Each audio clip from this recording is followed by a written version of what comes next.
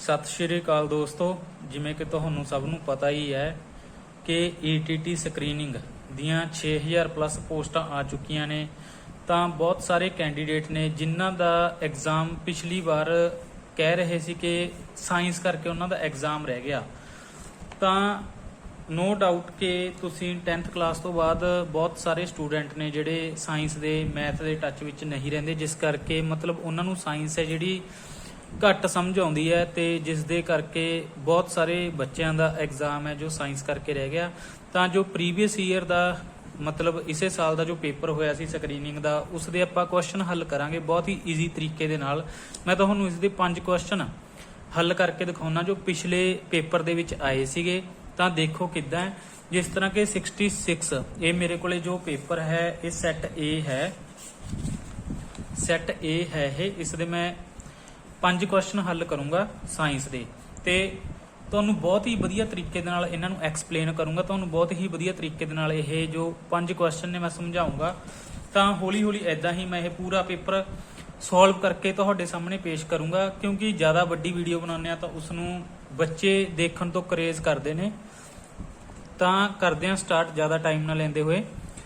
Consider the following equation of chemical reaction of A metal. ਤਾਂ ਆਪਾਂ ਨੂੰ ਇੱਕ ਰਿਐਕਸ਼ਨ ਦਿੱਤੀ ਹੋਈ ਹੈ, ਤਾਂ ਦੱਸਣਾ ਕਿ ਇਹ ਜਿਹੜੀ ਇਕੁਏਸ਼ਨ ਹੈ ਕਿਸ ਕੈਮੀਕਲ ਰਿਐਕਸ਼ਨ ਨੂੰ ਰਿਪਰੈਜ਼ੈਂਟ ਕਰਦੀ ਹੈ। ਸਾਡੇ ਸਾਹਮਣੇ 4 ਤਰ੍ਹਾਂ ਦੀਆਂ ਰਿਐਕਸ਼ਨ ਦਿੱਤੀਆਂ ਹੋਈਆਂ ਨੇਗੀਆਂ। ਤਾਂ ਜੋ ਇਹ ਕੈਮੀਕਲ ਇਕੁਏਸ਼ਨ ਦਿੱਤੀ ਹੈ ਇਹ ਕਿਸ ਕੈਮੀਕਲ ਇਕੁਏਸ਼ਨ ਨੂੰ ਰਿਪਰੈਜ਼ੈਂਟ ਕਰਦੀ ਹੈ। Combination as well as reduction reaction, decomposition reaction as well as oxidation reaction as well as a displacement reaction, combination reaction as well as oxidation reaction। ਤਾਂ ਦੋਸਤੋ ਤੁਸੀਂ ਧਿਆਨ ਨਾਲ ਦੇਖੋ, ਪਹਿਲਾਂ ਮੈਂ ਤੁਹਾਨੂੰ ਸਮਝਾਉਣਾ ਕਿ ਜੋ ਰਿਐਕਸ਼ਨ ਨੇ ਆਪਣੇ ਕੋਲ types of reaction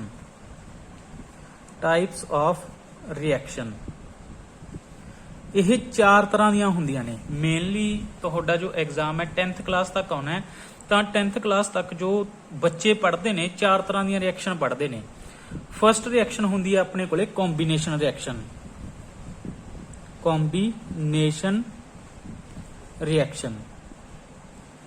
R/N। ਇਸ ਨੂੰ ਅਸੀਂ ਰਿਐਕਸ਼ਨ ਕਹਿੰਦੇ ਆਂਗੇ। ਤਾਂ ਕੰਬੀਨੇਸ਼ਨ ਰਿਐਕਸ਼ਨ ਕਿਹੜੀ ਹੁੰਦੀ ਹੈ ਦੋਸਤੋ? ਦੇਖੋ ਸਪੋਜ਼ ਕਰ ਲਓ ਤੁਹਾਡੇ ਕੋਲੇ ਇੱਕ ਸਬਸਟਾਂਸ ਹੈ A, ਕੋਈ ਸਬਸਟਾਂਸ A ਹੈ, ਮਤਲਬ ਤੁਹਾਡੇ ਕੋਲੇ ਕੋਈ ਕੈਮੀਕਲ A ਹੈ। ਆਪਾਂ ਲੈਬ ਦੇ ਵਿੱਚ ਐਕਸਪੈਰੀਮੈਂਟ ਕਰਦੇ ਹਾਂ, ਬੱਚਿਆਂ ਨੂੰ ਕਰਵਾਉਂਦੇ ਹਾਂ ਸਕੂਲ ਦੇ ਵਿੱਚ, ਤੁਸੀਂ ਵੀ ਆਪਣੇ ਟਾਈਮ ਤੇ ਕੀਤੇ ਹੋਣਗੇ। ਤਾਂ A ਇੱਕ ਸਬਸਟਾਂਸ ਹੈ, ਇੱਕ ਸਬਸਟਾਂਸ ਆਪਣੇ ਕੋਲੇ ਕੀ ਹੈ B ਹੈ। ਤਾਂ ਜਦੋਂ ਦੋਨਾਂ ਨੂੰ ਆਪਾਂ ਰਿਐਕਟ ਕਰਵਾ ਰਹੇ ਹਾਂ, ਪਲੱਸ ਦਾ ਮਤਲਬ ਕੀ ਹੁੰਦਾ ਹੈ ਰਿਐਕਟ ਕਰਵਾਉਣਾ। ਜਦੋਂ ਅਸੀਂ ਦੋਨਾਂ ਨੂੰ ਰਿਐਕਟ ਕਰਵਾਉਂਦੇ ਹਾਂ, ਰਿਐਕਟ ਕਰਵਾਉਣ ਤੋਂ ਬਾਅਦ ਅਗਰ ਦੋਨੇ ਸਬਸਟਾਂਸ ਇਕੱਠੇ ਹੋ ਜਾਂਦੇ ਨੇ, ਇਕੱਠੇ ਹੋ ਕੇ ਇੱਕ ਨਿਊ ਪ੍ਰੋਡਕਟ ਬਣਦਾ। ਇੱਕ ਗੱਲ ਹੋਰ ਧਿਆਨ 'ਚ ਰੱਖਣੀ ਆ ਦੋਸਤੋ ਕਿ ਰਿਐਕਸ਼ਨ ਹੋਣ ਤੋਂ ਪਹਿਲਾਂ ਜੋ ਅਸੀਂ ਸਬਸਟਾਂਸ ਲੈਤੇ ਹੈ ਉਹਨਾਂ ਨੂੰ ਅਸੀਂ ਕਹਿੰਦੇ ਆ ਰਿਐਕਟੈਂਟ। ਕੀ ਕਹਿੰਦੇ ਆ ਉਹਨਾਂ ਨੂੰ ਅਸੀਂ? ਰਿਐਕਟੈਂਟ। ਰਿਐਕਸ਼ਨ ਹੋਣ ਤੋਂ ਬਾਅਦ ਜੋ ਚੀਜ਼ ਬਣਦੀ ਹੈ ਉਹਨਾਂ ਨੂੰ ਅਸੀਂ ਕੀ ਕਹਿੰਦੇ ਆ? ਪ੍ਰੋਡਕਟ। ਕੀ ਕਹਿੰਦੇ ਆ ਦੋਸਤੋ? ਪ੍ਰੋਡਕਟ। ਤਾਂ ਆਪਣੇ ਕੋਲੇ ਇੱਕ ਕੈਮੀਕਲ A ਸੀ, ਇੱਕ ਕੈਮੀਕਲ B ਸੀ। ਜਦੋਂ ਰਿਐਕਸ਼ਨ ਹੋਈ, ਰਿਐਕਸ਼ਨ ਹੋਣ ਤੋਂ ਬਾਅਦ ਕੀ ਬਣਿਆ ਸਾਡੇ ਕੋਲੇ? ਪ੍ਰੋਡਕਟ। ਤਾਂ ਦੇਖੋ ਹੁਣ ਤੁਸੀਂ ਕੰਬੀਨੇਸ਼ਨ ਰਿਐਕਸ਼ਨ A+B ਕੀ ਬਣਿਆ ਤੁਹਾਡੇ ਕੋਲੇ? Product AB। ਤਾਂ ਸਪੋਜ਼ ਕਰ ਲਓ ਕਿ ਸਾਡੇ ਕੋਲੇ ਕੀ ਹੈਗਾ, ਇੱਕ ਸੋਡੀਅਮ ਹੈ ਐਲੀਮੈਂਟ, ਸੋਡੀਅਮ ਪਲੱਸ ਸਾਡੇ ਕੋਲੇ ਦੂਸਰਾ ਐਲੀਮੈਂਟ ਕੀ ਹੈ? ਕਲੋਰੀਨ। ਤਾਂ ਜਦੋਂ ਅਸੀਂ ਦੋਨਾਂ ਨੂੰ ਰਿਐਕਟ ਕਰਵਾਇਆ ਤਾਂ ਇੱਕ ਨਿਊ ਪ੍ਰੋਡਕਟ ਫਾਰਮਡ ਹੋਊਗਾ। ਕਿਹੜਾ ਬਣੂਗਾ ਸਾਡੇ ਕੋਲੇ? Sodium chloride. ਕੀ ਬਣੂਗਾ? Sodium chloride. ਤਾਂ ਤੁਸੀਂ ਦੇਖੋ ਕਿ ਸੋਡੀਅਮ ਦਾ ਐਲੀਮੈਂਟ ਤੇ ਕਲੋਰੀਨ ਦਾ ਐਲੀਮੈਂਟ ਦੋਨੇ ਕੀ ਕਰਕੇ ਕੰਬਾਈਨ ਕਰ ਗਏ। ਕੰਬਾਈਨ ਕਰਨ ਤੋਂ ਬਾਅਦ ਕੀ ਬਣਿਆ ਸਾਡੇ ਕੋਲੇ? Sodium chloride. ਇਟ ਮੀਨਸ ਜਦੋਂ ਕੰਬਾਈਨ ਕਰ ਰਹੇ ਨੇ ਦੋਨੋਂ ਸਾਡੇ ਕੋਲੇ ਐਲੀਮੈਂਟਸ, ਦੋਨੋਂ ਰਿਐਕਟੈਂਟ ਸਾਡੇ ਕੋਲੇ ਕੰਬਾਈਨ ਕਰ ਰਹੇ ਆ, ਤਾਂ ਇਸ ਤਰ੍ਹਾਂ ਦੀ ਰਿਐਕਸ਼ਨ ਨੂੰ ਅਸੀਂ ਕੀ ਕਹਿੰਦੇ ਆ? Combination reaction. ਤਾਂ ਉਸ ਤੋਂ ਬਾਅਦ ਇਹਨਾਂ ਨੂੰ ਬੈਲੈਂਸ ਕਰੀਦਾ ਹੁੰਦਾ ਹੈਗਾ।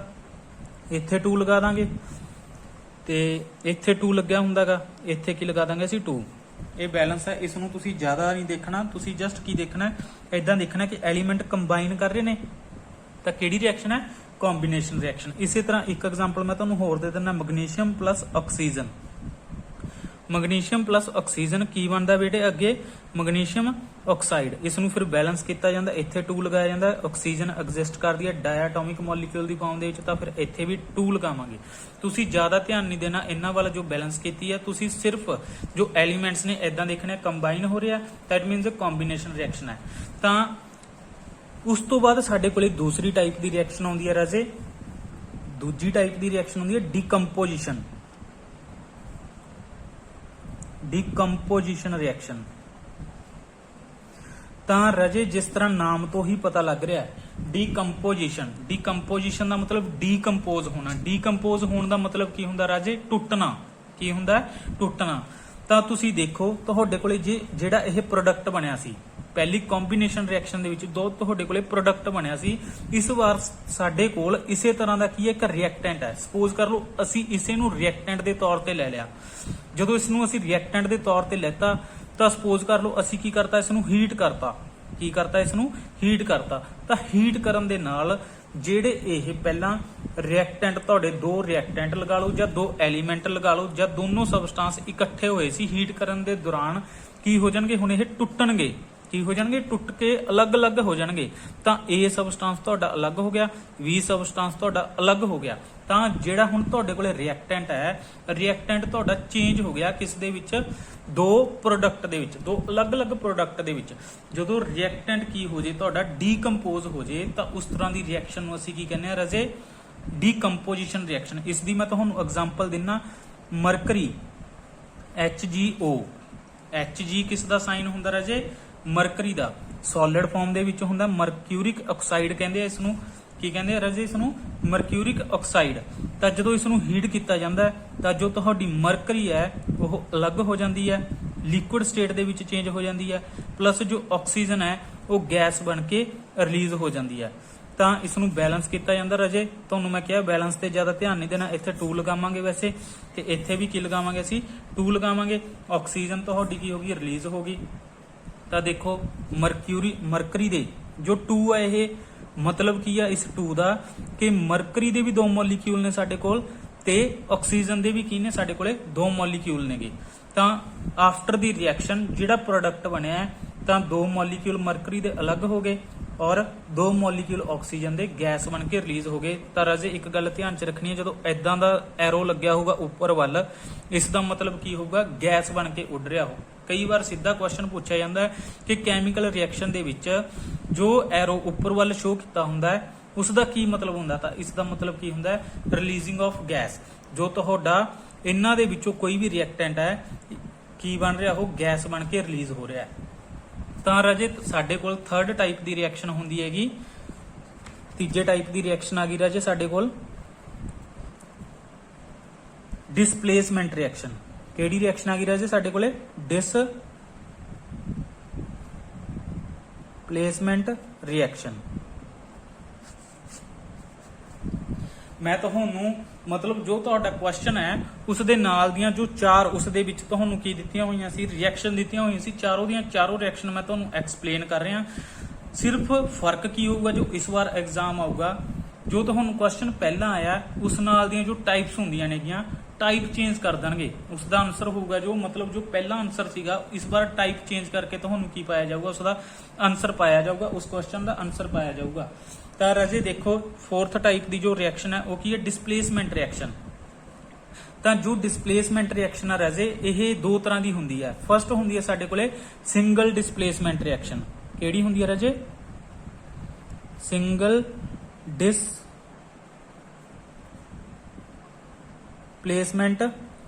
ਰਿਐਕਸ਼ਨ। ਤਾਂ ਰਾਜੇ ਸਿੰਗਲ ਡਿਸਪਲੇਸਮੈਂਟ ਰਿਐਕਸ਼ਨ ਕੀ ਹੁੰਦੀ ਹੈ? ਸਾਡੇ ਕੋਲ ਸਪੋਜ਼ ਕਰ ਲਓ ਇੱਕ ਕੈਮੀਕਲ A ਹੈ, ਦੂਜਾ ਕੈਮੀਕਲ ਕੀ ਹੈ ਸਾਡੇ ਕੋਲੇ? B+C ਹੈ। ਇਦਾਂ ਦਾ ਕੀ ਹੈ ਸਾਡੇ ਕੋਲੇ? ਕੋਈ 2 ਸਬਸਟੈਂਸ ਨੇ, 2 ਅਲੱਗ-ਅਲੱਗ ਤਰ੍ਹਾਂ ਦੇ ਕੈਮੀਕਲ ਨੇ। ਤਾਂ ਜਦੋਂ ਕੈਮੀਕਲ ਰਿਐਕਸ਼ਨ ਹੁੰਦੀ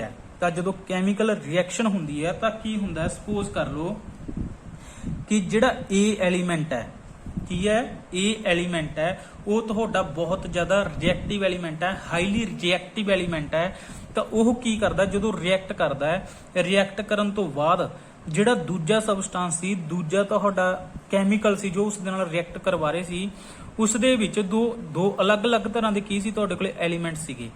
ਤਾਂ ਇਹਨਾਂ ਦੇ ਵਿੱਚੋਂ ਜਿਹੜਾ ਘੱਟ ਰਿਐਕਟਿਵ ਹੋਊਗਾ, ਇਸ ਤੋਂ ਘੱਟ ਰਿਐਕਟਿਵ ਹੋਊਗਾ, ਇਹ ਕੀ ਕਰੂਗਾ, ਉਸ ਨੂੰ ਬਾਹਰ ਕੱਢ ਦੂਗਾ ਤੇ ਉਸ ਦੀ ਜਗ੍ਹਾ ਕੀ ਕਰੂਗਾ, ਇਹ ਆਪ ਲੈ ਲੂਗਾ। ਦੇਖੋ ਜਿਵੇਂ ਰਿਐਕਸ਼ਨ ਹੈ ਤਾਂ AC ਬਣ ਗਿਆ, ਜੋ ਪ੍ਰੋਡਕਟ ਬਣੂਗਾ ਤੁਹਾਡਾ ਕੀ ਬਣ ਗਿਆ, AC ਪਲੱਸ B ਕੀ ਹੋ ਗਿਆ ਤੁਹਾਡਾ ਬਾਹਰ ਹੋ ਗਿਆ। ਮਤਲਬ A ਹੈ ਜਿਹੜਾ ਇਹ ਹਾਈਲੀ ਰਿਐਕਟਿਵ ਹੈ, ਇਹਨੇ ਕੀ ਕੀਤਾ B ਨੂੰ ਇਥੋਂ ਰਿਪਲੇਸ ਕਰਤਾ ਜਾਂ ਡਿਸਪਲੇਸ ਕਰਤਾ। ਡਿਸਪਲੇਸ ਜਾਂ ਰਿਪਲੇਸ ਦਾ ਮਤਲਬ ਕੀ ਹੈ, ਬਾਹਰ ਕੱਢਤਾ, ਉਸ ਦੀ ਜਗ੍ਹਾ ਤੇ ਕੀ ਲੱਗ ਗਿਆ, ਆਪ ਆ ਕੇ ਲੱਗ ਗਿਆ। ਤਾਂ ਇਸ ਤਰ੍ਹਾਂ ਦੀ ਰਿਐਕਸ਼ਨ ਨੂੰ ਅਸੀਂ ਕੀ ਕਹਿੰਦੇ ਆ ਰਾਜੇ, ਡਿਸਪਲੇਸਮੈਂਟ ਰਿਐਕਸ਼ਨ। ਇਸ ਦੀ ਮੈਂ ਤੁਹਾਨੂੰ ਐਗਜ਼ਾਮਪਲ ਦੇਣਾ। ਦੇਖੋ ਜਿਵੇਂ ਮੈਗਨੀਸ਼ੀਅਮ ਹੈ, ਸੋਲਿਡ ਫਾਰਮ ਦੇ ਵਿੱਚ ਹੁੰਦਾ, ਮੈਟਲ ਹੁੰਦੀ ਹੈ ਸਾਡੀ ਮੈਗਨੀਸ਼ੀਅਮ। ਤਾਂ ਇਸ ਦੀ ਰਿਐਕਸ਼ਨ ਕਰਵਾਈ ਹੈ ਰਾਜੇ ਆਪਾਂ ਕਿਸ ਦੇ ਨਾਲ, ਕਾਪਰ ਨਾਈਟ੍ਰੇਟ ਦੇ ਨਾਲ। ਕਿਸ ਦੇ ਨਾਲ ਰਿਐਕਸ਼ਨ ਕਰਵਾਈ ਹੈ ਰਾਜੇ ਅਸੀਂ, ਕਾਪਰ ਨਾਈਟ੍ਰੇਟ ਦੇ ਨਾਲ। ਐਕੁਅਸ AQ ਦਾ ਮਤਲਬ ਕੀ ਹੁੰਦਾ ਹੈ ਕਿ ਜਿਹੜਾ ਇਹ ਕੈਮੀਕਲ ਹੈ ਇਸ ਨੂੰ ਪਾਣੀ ਦੇ ਵਿੱਚ ਪਾ ਕੇ ਸੋਲੂਸ਼ਨ ਬਣਾਇਆ ਹੋਇਆ ਇੱਕ, ਤਾਂ ਇਹ ਕਾਪਰ ਨਾਈਟ੍ਰਾਈਟ ਦਾ ਸੋਲੂਸ਼ਨ ਹੈਗਾ ਰਾਜੇ। ਤਾਂ ਮੈਗਨੀਸ਼ੀਅਮ ਸੋਲਿਡ ਹੈ, ਮੈਗਨੀਸ਼ੀਅਮ ਨੂੰ ਰਿਐਕਟ ਕਰਵਾ ਰਹੇ ਹਾਂ ਕਾਪਰ ਨਾਈਟ੍ਰੇਟ ਦੇ ਨਾਲ। ਤਾਂ ਰਾਜੇ ਕਿਹੜੀ ਰਿਐਕਸ਼ਨ ਹੋਊਗੀ, ਤੁਸੀਂ ਦੇਖੋ ਜੋ ਪ੍ਰੋਡਕਟ ਬਣੂਗਾ ਮੈਗਨੀਸ਼ੀਅਮ। ਤਾਂ ਜਿਹੜਾ ਕਾਪਰ ਹੈ ਇਹ ਲੈਸ ਰਿਐਕਟਿਵ ਹੈ, ਕਾਪਰ ਕੀ ਹੈ, ਇੱਕ ਲੈਸ ਰਿਐਕਟਿਵ ਮੈਟਲ ਹੈ। ਮੈਗਨੀਸ਼ੀਅਮ ਕੀ ਕਰੂਗਾ, ਇਥੋਂ ਕਾਪਰ ਨੂੰ ਬਾਹਰ ਕੱਢੂਗਾ, ਇਸ ਜਗ੍ਹਾ ਤੋਂ ਕਾਪਰ ਨੂੰ ਕੀ ਕਰੂਗਾ, ਚੱਕ ਕੇ ਬਾਹਰ ਕੱਢੂਗਾ, ਕਾਪਰ ਦੀ ਜਗ੍ਹਾ ਦੇ ਉੱਤੇ ਆਪਣੇ ਆਪ ਨੂੰ ਫਿੱਟ ਕਰੂਗਾ। ਤਾਂ ਇਸ ਤਰ੍ਹਾਂ ਦੀ ਰਾਜੇ ਜੋ ਰਿਐਕਸ਼ਨ ਹੈਗੀ ਉਸ ਨੂੰ ਅਸੀਂ ਕੀ ਕਹਿੰਦੇ ਆ, ਡਿਸਪਲੇਸਮੈਂਟ ਰਿਐਕਸ਼ਨ। ਤਾਂ ਇਹ ਬਣੂਗਾ ਮੈਗਨੀਸ਼ੀਅਮ ਨਾਈਟ੍ਰੇਟ। ਕੀ ਬਣੂਗਾ ਰਾਜੇ, ਇਹ ਮੈਗਨੀਸ਼ੀਅਮ ਨਾਈਟ੍ਰੇਟ ਪਲੱਸ ਕਾਪਰ ਕੀ ਹੋ ਜਾਊਗਾ ਰਾਜੇ, ਇਥੋਂ ਰਿਲੀਜ਼ ਹੋ ਜਾਊਗਾ। ਕਾਪਰ ਕੀ ਹੋ ਗਿਆ ਰਾਜੇ, ਰਿਲੀਜ਼। ਮਤਲਬ ਕਾਪਰ ਹੈ ਜਿਹੜਾ ਪ੍ਰੈਸੀਪੀਟੇਟ ਬਣ ਕੇ, ਪ੍ਰੈਸੀਪੀਟੇਟ ਦਾ ਮਤਲਬ ਆਪਾਂ ਕਹਿ ਦਿੰਦੇ ਆਂਗੇ ਕਿ ਜਦੋਂ ਰਿਐਕਸ਼ਨ ਕੀਤੀ, ਰਿਐਕਸ਼ਨ ਕਰਨ ਤੋਂ ਬਾਅਦ ਜਿਸ ਕੰਟੇਨਰ ਦੇ ਵਿੱਚ ਅਸੀਂ ਰਿਐਕਸ਼ਨ ਕਰ ਰਹੇ ਸੀਗੇ, ਮਤਲਬ ਇਹ ਪਾਊਡਰ ਦੀ ਫਾਰਮ ਦੇ ਵਿੱਚ ਲਗਾ ਲਓ, ਜਾਂ ਆਪਾਂ ਕਹਿ ਦਿੰਦੇ ਆ ਪੰਜਾਬੀ ਦੇ ਵਿੱਚ ਗਾਰ ਜੀ ਬਣ ਕੇ ਨੀਚੇ ਬੈਠ ਜਾਊਗਾ। ਤਾਂ ਕਾਪਰ ਕੀ ਹੋ ਜਾਊਗਾ, ਅਲੱਗ ਹੋ ਜਾਊਗਾ ਕਿਸ ਦੇ ਵਿੱਚੋਂ, ਇਸ ਕੈਮੀਕਲ ਦੇ ਵਿੱਚੋਂ। ਤਾਂ ਰਾਜੇ ਜਿਹੜਾ ਦੇਖੋ ਇੱਥੇ 2 ਲੱਗਿਆ ਹੋਇਆ ਸੀ, ਹੁਣ 2 ਇੱਥੇ ਆਪਾਂ ਲਗਾਵਾਂਗੇ ਨਹੀਂ ਕਿਉਂਕਿ ਵੈਲੈਂਸੀ ਹੁੰਦੀ ਹੈ, ਮੈਗਨੀਸ਼ੀਅਮ ਦੀ ਵੀ 2 ਹੁੰਦੀ ਹੈ, ਨਾਈਟ੍ਰੇਟ ਦੀ ਵੀ 2 ਹੁੰਦੀ ਹੈ। ਤਾਂ ਦੋਨਾਂ ਦੀ ਵੈਲੈਂਸੀ ਕੀ ਹੋ ਜੂਗੀ, ਇੱਥੋਂ ਕੈਂਸਲ ਹੋ ਜੂਗੀ ਰਾਜੇ। ਤਾਂ ਇੱਥੇ ਵੈਲੈਂਸੀ ਨਹੀਂ ਲਗਾਵਾਂਗੇ। ਵੈਲੈਂਸੀ ਵਾਲਾ ਕਨਸੈਪਟ ਮੈਂ ਤੁਹਾਨੂੰ ਅਲੱਗ ਤੋਂ ਇੱਕ ਵੀਡੀਓ ਪਾਉਂਗਾ, ਉਸ ਦੇ ਵਿੱਚ ਐਕਸਪਲੇਨ ਕਰੂੰਗਾ ਵੈਲੈਂਸੀ ਕੀ ਹੁੰਦੀ ਹੈ। ਤਾਂ ਰਾਜੇ ਇਹ ਸੀ ਆਪਣੇ ਕੋਲੇ ਡਿਸਪਲੇਸਮੈਂਟ ਰਿਐਕਸ਼ਨ। ਇੱਕ ਐਗਜ਼ਾਮਪਲ ਮੈਂ ਤੁਹਾਨੂੰ ਹੋਰ ਦਿੰਨਾ ਇਸ ਦੀ। ਜਿੰਕ ਹੈ ਰਾਜੇ ਆਪਣੇ ਕੋਲੇ, ਕੀ ਹੈਗਾ, ਜਿੰਕ। ਜਿੰਕ ਆਪਣੇ ਕੋਲੇ ਸੋਲਿਡ ਫਾਰਮ ਦੇ ਵਿੱਚ ਹੈ। ਜਿੰਕ ਕੀ ਹੈ ਆਪਣੇ ਕੋਲੇ, ਸੋਲਿਡ ਫਾਰਮ ਦੇ ਵਿੱਚ ਹੈ। ਪਲੱਸ ਇਸ ਨੂੰ ਪਤਾ ਸੀ HCl ਦੇ ਵਿੱਚ। HCl ਇੱਕ ਤੇਜ਼ਾਬ ਹੁੰਦਾ ਜਿਸ ਨੂੰ ਤੁਸੀਂ ਕੀ ਕਹਿੰਦੇ ਹੋ, ਐਸਿਡ ਕਹਿ ਦਿੰਦੇ ਹੋਗੇ।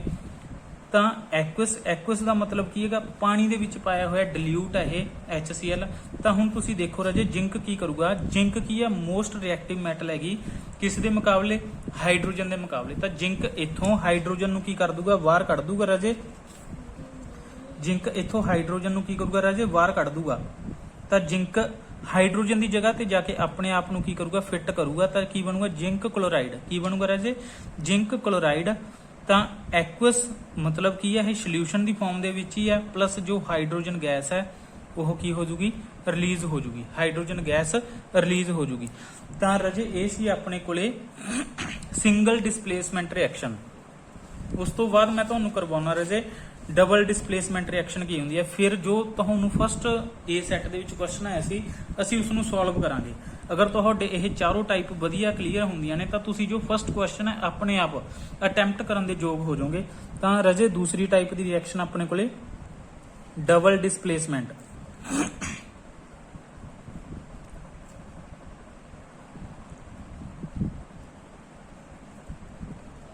ਤਾਂ ਦੇਖੋ ਰਾਜੇ ਡਬਲ ਡਿਸਪਲੇਸਮੈਂਟ ਰਿਐਕਸ਼ਨ ਕੀ ਹੁੰਦੀ ਹੈ। ਆਪਣੇ ਕੋਲੇ 2 ਕੈਮੀਕਲ ਨੇ। ਹੁਣ ਕੈਮੀਕਲ ਐਦਾਂ ਦੇ ਨੇ, ਸਪੋਜ਼ ਕਰ ਲਓ ਜਿਹੜਾ ਇਹ ਕੈਮੀਕਲ ਹੈ ਇਹ ਵੀ ਕੀ ਹੈਗਾ, ਕੰਬੀਨੇਸ਼ਨ ਹੈ ਕਿਸ ਦਾ, ਕੰਬੀਨੇਸ਼ਨ ਲਗਾ ਲਓ ਜਾਂ ਮਿਕਸਚਰ ਹੈ ਕਿਸ ਦਾ, 2 ਅਲੱਗ-ਅਲੱਗ ਐਲੀਮੈਂਟਸ ਦਾ। ਪਲੱਸ ਜੋ ਦੂਜਾ ਕੈਮੀਕਲ ਹੈ ਉਹ ਵੀ ਕੀ ਹੈਗਾ, 2 ਐਲੀਮੈਂਟਸ ਦਾ ਕੀ ਹੈ, ਅਲੱਗ-ਅਲੱਗ ਐਲੀਮੈਂਟਸ ਦਾ ਕੀ ਹੈ, ਇੱਕ ਮਿਕਸਚਰ ਲਗਾ ਲਓ ਜਾਂ ਕੰਬੀਨੇਸ਼ਨ ਲਗਾ ਲਓ।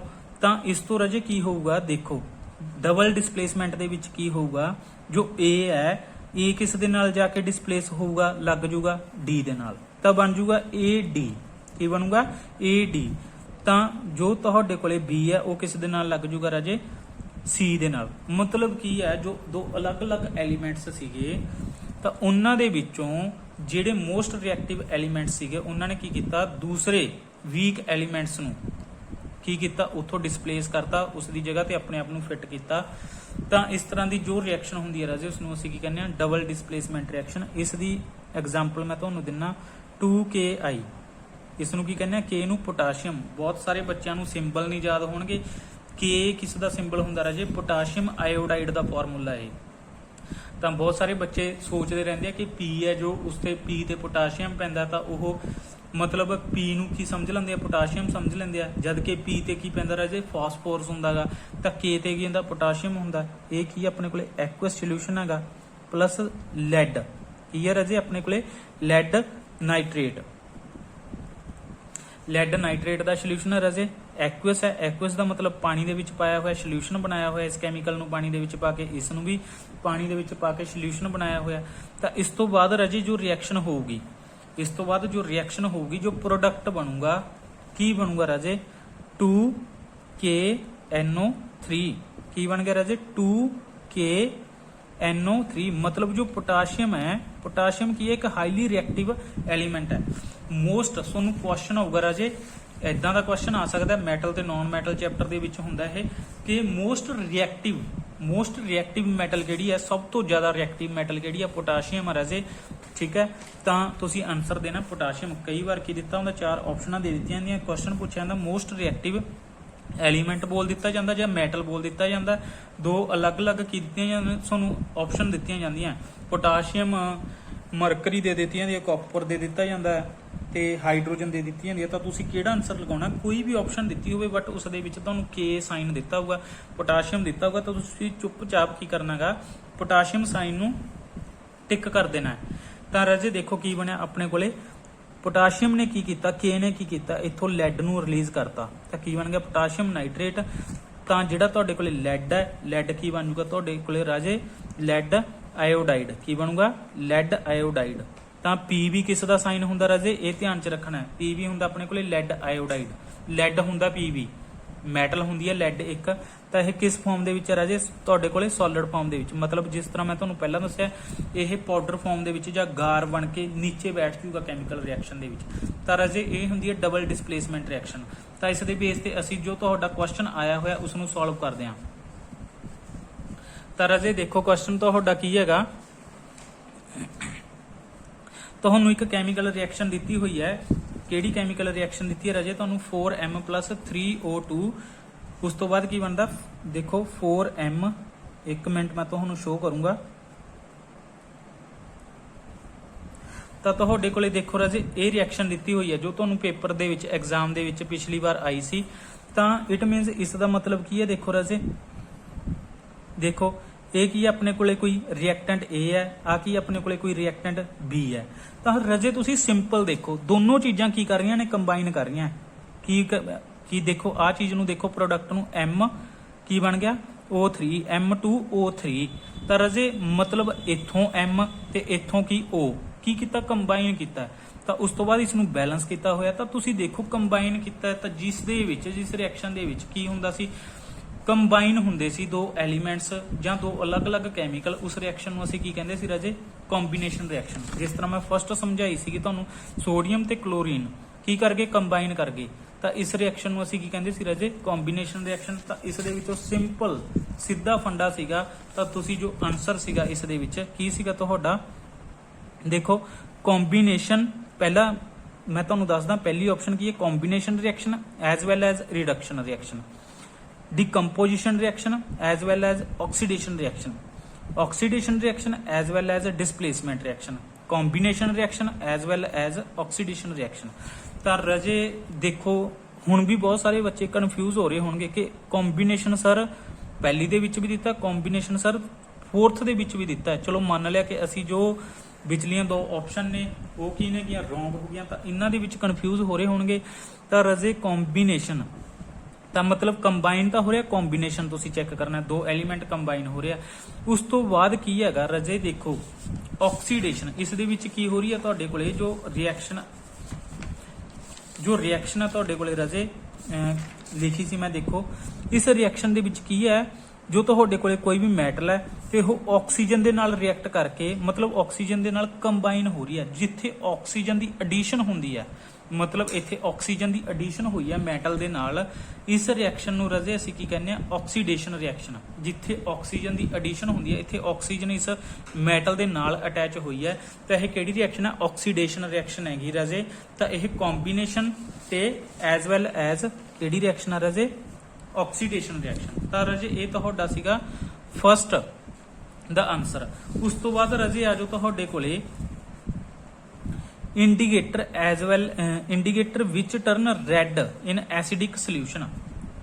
ਤਾਂ ਇੰਡੀਕੇਟਰ ਕਿਹੜੇ ਨੇਗੇ, ਠੀਕ ਹੈ, ਸੂਚਕ ਪੰਜਾਬੀ ਦੇ ਵਿੱਚ ਅਸੀਂ ਕਹਿ ਦਿੰਦੇ ਆ ਸੂਚਕ ਜਿਹੜੇ ਤੇਜ਼ਾਬੀ ਘੋਲ ਵਿੱਚ ਲਾਲ ਹੋ ਜਾਂਦੇ ਨੇ, ਠੀਕ ਹੈ। ਤਾਂ ਰਾਜੇ ਮੈਂ ਤੁਹਾਨੂੰ ਇੰਡੀਕੇਟਰ ਸਾਰੇ ਹੀ ਕਰਵਾਉਂਗਾ। ਤਾਂ ਇੰਡੀਕੇਟਰ ਦੇਖੋ ਕੀ ਹੁੰਦੇ ਨੇ ਰਾਜੇ। ਤਾਂ ਰਾਜੇ ਤੁਸੀਂ ਛੋਟੀਆਂ ਲੋਅਰ ਕਲਾਸਿਸ ਦੇ ਵਿੱਚ ਪੜਿਆ ਹੋਊਗਾ ਜਿਹੜੇ ਇੰਡੀਕੇਟਰ ਹੁੰਦੇ ਨੇਗੇ, ਠੀਕ ਹੈ। ਜਿਸ ਤਰ੍ਹਾਂ ਕੀ ਹੁੰਦਾ ਲਿਟਮਸ ਪੇਪਰ ਹੁੰਦਾ, ਲਿਟਮਸ ਪੇਪਰ ਤੁਸੀਂ ਦੇਖੇ ਹੋਣਗੇ ਛੋਟੇ ਹੁੰਦਿਆਂ ਨੇ ਕਲਾਸ ਦੇ ਵਿੱਚ। ਇਹ ਤਾਂ ਮੋਸਟਲੀ ਸਾਰੇ ਬੱਚਿਆਂ ਨੇ ਦੇਖੇ ਹੁੰਦੇ ਨੇਗੇ। ਦੋ ਤਰ੍ਹਾਂ ਦੇ ਹੁੰਦੇ ਆ ਜੋ ਇੰਡੀਕੇਟਰ ਹੁੰਦੇ ਆ ਆਪਣੇ ਕੋਲੇ। ਇੱਕ ਹੁੰਦੇ ਆ ਆਪਣੇ ਕੋਲ ਬਲੂ ਲਿਟਮਸ ਪੇਪਰ, ਇੱਕ ਹੁੰਦੇ ਆ ਆਪਣੇ ਕੋਲੇ ਰੈੱਡ ਲਿਟਮਸ ਪੇਪਰ। ਦੋ ਤਰ੍ਹਾਂ ਦੇ ਹੁੰਦੇ ਆ। ਜੋ ਬਲੂ ਲਿਟਮਸ ਪੇਪਰ ਹੁੰਦਾਗਾ ਉਸ ਦੇ ਨਾਲ ਅਸੀਂ ਤੇਜ਼ਾਬੀ ਘੋਲ ਹੈ ਜੋ ਉਸ ਦੀ ਪਰਖ ਕਰਦੇ ਹੁੰਨੇ ਆਗੇ, ਐਸਿਡ ਦੀ ਪਰਖ ਕਰਦੇ ਹੁੰਨੇ ਆਗੇ। ਤੋ ਜਿਹੜਾ ਸਾਡੇ ਕੋਲੇ ਹੁੰਦਾਗਾ ਦੂਸਰਾ ਰੈੱਡ ਵਾਲਾ, ਉਸ ਦੇ ਨਾਲ ਅਸੀਂ ਕੀ ਕਰਦੇ ਹੁੰਨੇ ਆਗੇ ਬੇਸ ਦੀ ਪਰਖ ਕਰਦੇ ਹੁੰਨੇ ਆ। ਤਾਂ red litmus paper, blue litmus paper. ਤਾਂ ਰਾਜੇ ਮੋਸਟ ਇੰਪੋਰਟੈਂਟ ਕੁਐਸਚਨ ਹੈ, ਇੱਥੋਂ ਤੁਹਾਨੂੰ ਆਨਸਰ ਆਊਗਾ ਹੀ ਆਊਗਾ। ਜਿੰਨਾ ਮੈਂ ਤੁਹਾਨੂੰ ਕਰਵਾਉਂਗਾ ਇਸ ਦੇ ਵਿੱਚੋਂ ਸ਼ੋਰ ਹੈ 100% ਸ਼ੋਰ ਹੈ ਰਾਜੇ, ਇਸ ਦੇ ਵਿੱਚੋਂ ਤੁਹਾਨੂੰ ਇੱਕ ਕੁਐਸਚਨ ਆਉਣਾ ਹੀ ਆਉਣਾ ਹੈ। ਬਿਲਕੁਲ ਈਜ਼ੀ ਟੌਪਿਕ ਹੈ, ਬਿਲਕੁਲ ਬਹੁਤ ਵਧੀਆ ਤਰੀਕੇ ਦੇ ਨਾਲ ਮੈਂ ਤੁਹਾਨੂੰ ਕਰਵਾਉਂਗਾ। ਤਾਂ ਦੇਖੋ ਰਾਜੇ ਜਿਹੜਾ ਰੈੱਡ ਲਿਟਮਸ ਪੇਪਰ ਹੁੰਦਾ ਉਹ ਰੈੱਡ ਕਲਰ ਦੀ ਇੱਕ ਸਟ੍ਰਿਪ ਹੁੰਦੀ ਹੈ, ਐਦਾਂ ਦੀ ਇੱਕ ਪੇਪਰ ਹੁੰਦਾ। ਤਾਂ ਆਪਾਂ ਕੀ ਕਰਦੇ ਆ ਇਸ ਰੈੱਡ ਕਲਰ ਦੀ ਸਟ੍ਰਿਪ ਨੂੰ ਕੀ ਕਰਦੇ ਆ, ਜੋ ਆਪਾਂ ਨੂੰ ਘੋਲ ਦਿੱਤੇ ਹੁੰਦੇ ਆ ਅਲੱਗ-ਅਲੱਗ ਤਰ੍ਹਾਂ ਦੇ, ਆਪਾਂ ਨੂੰ ਦੋ ਬੀਕਰ ਨੇ ਉਹਨਾਂ ਦੇ ਵਿੱਚ ਟਰਾਂਸਪੇਰੈਂਟ ਕੀ ਆ ਆਪਣੇ ਕੋਲੇ ਦੋ ਘੋਲ ਨੇਗੇ।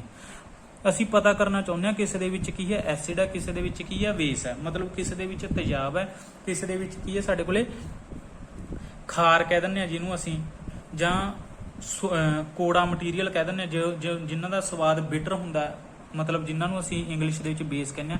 ਤਾਂ ਅਸੀਂ ਪਤਾ ਕਰਨਾ ਚਾਹੁੰਦੇ ਆ ਕਿ ਕਿਸ ਦੇ ਵਿੱਚ ਐਸਿਡ ਹੈ ਕਿਸੇ ਦੇ ਵਿੱਚ ਬੇਸ ਹੈ। ਤਾਂ ਅਸੀਂ ਜਿਹੜਾ ਇਹ ਰੈੱਡ ਲਿਟਮਸ ਪੇਪਰ ਹੈ ਇਸ ਘੋਲ ਦੇ ਵਿੱਚ ਕੀ ਕਰਾਂਗੇ ਰਾਜੇ ਡਿਪ ਕਰਾਂਗੇ। ਡਿਪ ਕਰਨ ਤੋਂ ਬਾਅਦ ਜਿਸ ਬੀਕਰ ਦੇ ਵਿੱਚੋਂ ਇਸ ਦਾ ਕਲਰ ਕੀ ਹੋ ਜਾਏਗਾ ਬਲੂ ਹੋ ਜਾਏਗਾ, ਜਿਸ ਦਾ ਇਸ ਕੀ ਹੋ ਜਾਏਗਾ ਬਲੂ ਹੋ ਜਾਏਗਾ, ਜਿਸ ਦੇ ਵਿੱਚ ਇਹ ਰੈੱਡ ਲਿਟਮਸ ਪੇਪਰ ਕੀ ਹੋ ਗਿਆ ਬਲੂ ਹੋ ਗਿਆ। ਤਾਂ ਉਸ ਦੇ ਵਿੱਚ ਕੀ ਹੈ ਰਾਜੇ ਬੇਸ ਹੈ, ਉਸ ਦੇ ਵਿੱਚ ਕੀ ਹੈਗਾ ਬੇਸ। ਧਿਆਨ ਨਾਲ ਮੇਰੀ ਗੱਲ ਸੁਣੋ, ਜੋ ਰੈੱਡ ਲਿਟਮਸ ਪੇਪਰ ਹੈ, red litmus paper change blue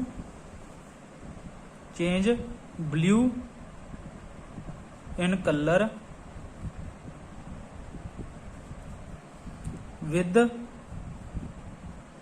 basic solution। ਠੀਕ ਹੈ ਰਾਜੇ। ਬੇਸ ਕੀ ਹੁੰਦੇ ਆ ਜਿਹੜੇ ਕੌੜੇ ਹੁੰਦੇ ਨੇ, ਜਿਸ ਤਰ੍ਹਾਂ ਸਾਬਣ ਹੋ ਗਈ, ਸ਼ੈਂਪੂ ਹੋ ਗਿਆ, ਡਿਟਰਜੈਂਟ ਹੋ ਗਿਆ, ਇਹ ਸਾਰੇ ਕੀ ਹੁੰਦੇ ਨੇ ਰਾਜੇ ਬੇਸ ਹੁੰਦੇ ਨੇ।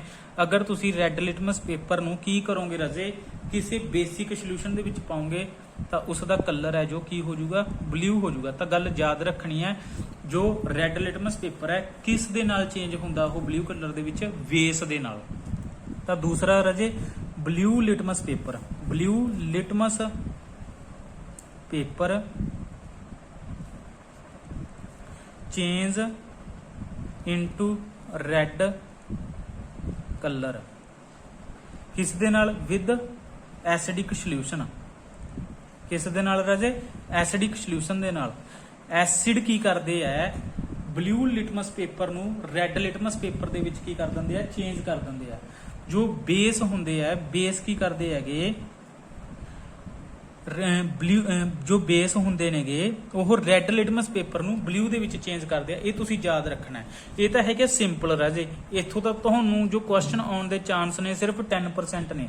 ਤੁਹਾਨੂੰ ਪੁੱਛੇ ਜਾਣਗੇ ਜੋ ਬਾਕੀ ਦੇ ਇੰਡੀਕੇਟਰ ਨੇ, ਜਿਸ ਤਰ੍ਹਾਂ ਪਿਛਲੀ ਵਾਰ ਤੁਹਾਨੂੰ ਕੁਐਸਚਨ ਆਇਆ ਹੋਇਆ ਟਰਮਰਿਕ, ਕੀ ਆਇਆ ਹੋਇਆ ਰਾਜੇ ਟਰਮਰਿਕ। ਪਹਿਲਾਂ ਦੇਖੋ ਟਰਮਰਿਕ ਹੁੰਦਾ ਕੀ ਹੈ, ਹਲਦੀ ਨੂੰ ਕਹਿੰਦੇ ਆ ਟਰਮਰਿਕ, ਹਲਦੀ ਹੁੰਦੀ ਹੈ। ਸਪੋਜ਼ ਕਰ ਲਓ ਤੁਸੀਂ ਇਸ ਦਾ ਆਨਸਰ ਹੈ ਜੋ ਲੇਡੀਜ਼ ਨੂੰ ਜ਼ਿਆਦਾ ਪਤਾ ਹੋਵੇਗਾ, ਠੀਕ ਹੈ, ਕਿਉਂਕਿ ਉਹ ਡੇਲੀ ਰੂਟੀਨ ਦੇ ਵਿੱਚ ਇਸ ਦੇ ਨਾਲ ਕੰਮ ਕਰਦੇ ਆ। ਤਾਂ ਜਦੋਂ ਕਿਸੇ ਵਾਈਟ ਜੋ ਤੁਹਾਡੇ ਕੋਲੇ ਚਿੱਟਾ ਕੱਪੜਾ ਹੁੰਦਾ ਹੈ, ਅਗਰ ਉਸ ਤੇ ਹਲਦੀ ਲੱਗ ਗਈ ਤਾਂ ਇੱਕ ਵਾਰ ਤਾਂ ਜੋ ਉਸ ਦਾ ਕਲਰ ਹੈ ਕੀ ਹੋ ਜਾਂਦਾ ਹੈ, ਜੈਲੋ ਹੋ ਜਾਂਦਾ ਹੈ, ਠੀਕ ਹੈ ਰਾਜੇ। ਜਦੋਂ ਹਲਦੀ ਲੱਗ ਗਈ ਕਿਸੇ ਚਿੱਟੇ ਕੱਪੜੇ ਤੇ ਉਸ ਦਾ ਕਲਰ ਹੈ ਜੋ ਕੀ ਹੋ ਜਾਊਗਾ, ਜੈਲੋ। ਬਟ ਉਸ ਤੋਂ ਬਾਅਦ ਜਦੋਂ ਅਸੀਂ ਕੱਪੜੇ ਨੂੰ ਧੋਨੇ ਆ, ਉਸ ਕੱਪੜੇ ਨੂੰ ਧੋਨੇ ਆ ਜਿੱਥੇ ਹਲਦੀ ਲੱਗੀ ਹੁੰਦੀ ਹੈ ਤਾਂ ਉਹ ਕਿਸ ਕਲਰ ਦੇ ਵਿੱਚ ਚੇਂਜ ਹੋ ਜਾਂਦੀ ਆ, ਉਹ ਹੋ ਜਾਂਦੀ ਹੈ ਰੈਡਿਸ਼ ਬਰਾਊਨ। ਕਿਸ ਦੇ ਵਿੱਚ ਚੇਂਜ ਹੋ ਜਾਂਦੀ ਹੈ ਰਾਜੇ, ਰੈਡਿਸ਼ ਬਰਾਊਨ। ਕਿਉਂ? ਕਿਉਂਕਿ ਜਦੋਂ ਕੱਪੜੇ ਦੇ ਉੱਪਰ ਸਾਬਣ ਲਗਾਉਂਦੇ ਆ, ਜੋ ਸਾਬਣ ਹੈ ਜਾਂ ਤੁਹਾਡਾ ਡਿਟਰਜੈਂਟ ਹੈ ਉਹ ਕੀ ਹੁੰਦਾ ਰਾਜੇ, ਬੇਸ ਹੁੰਦਾ। ਜੋ ਸੋਪ ਹੁੰਦੀ ਹੈ ਤੁਹਾਡੀ, ਸੋਪ ਡਿਟਰਜੈਂਟ ਕੀ ਹੁੰਦਾ ਰਾਜੇ, ਇਹ ਬੇਸ ਹੁੰਦਾ।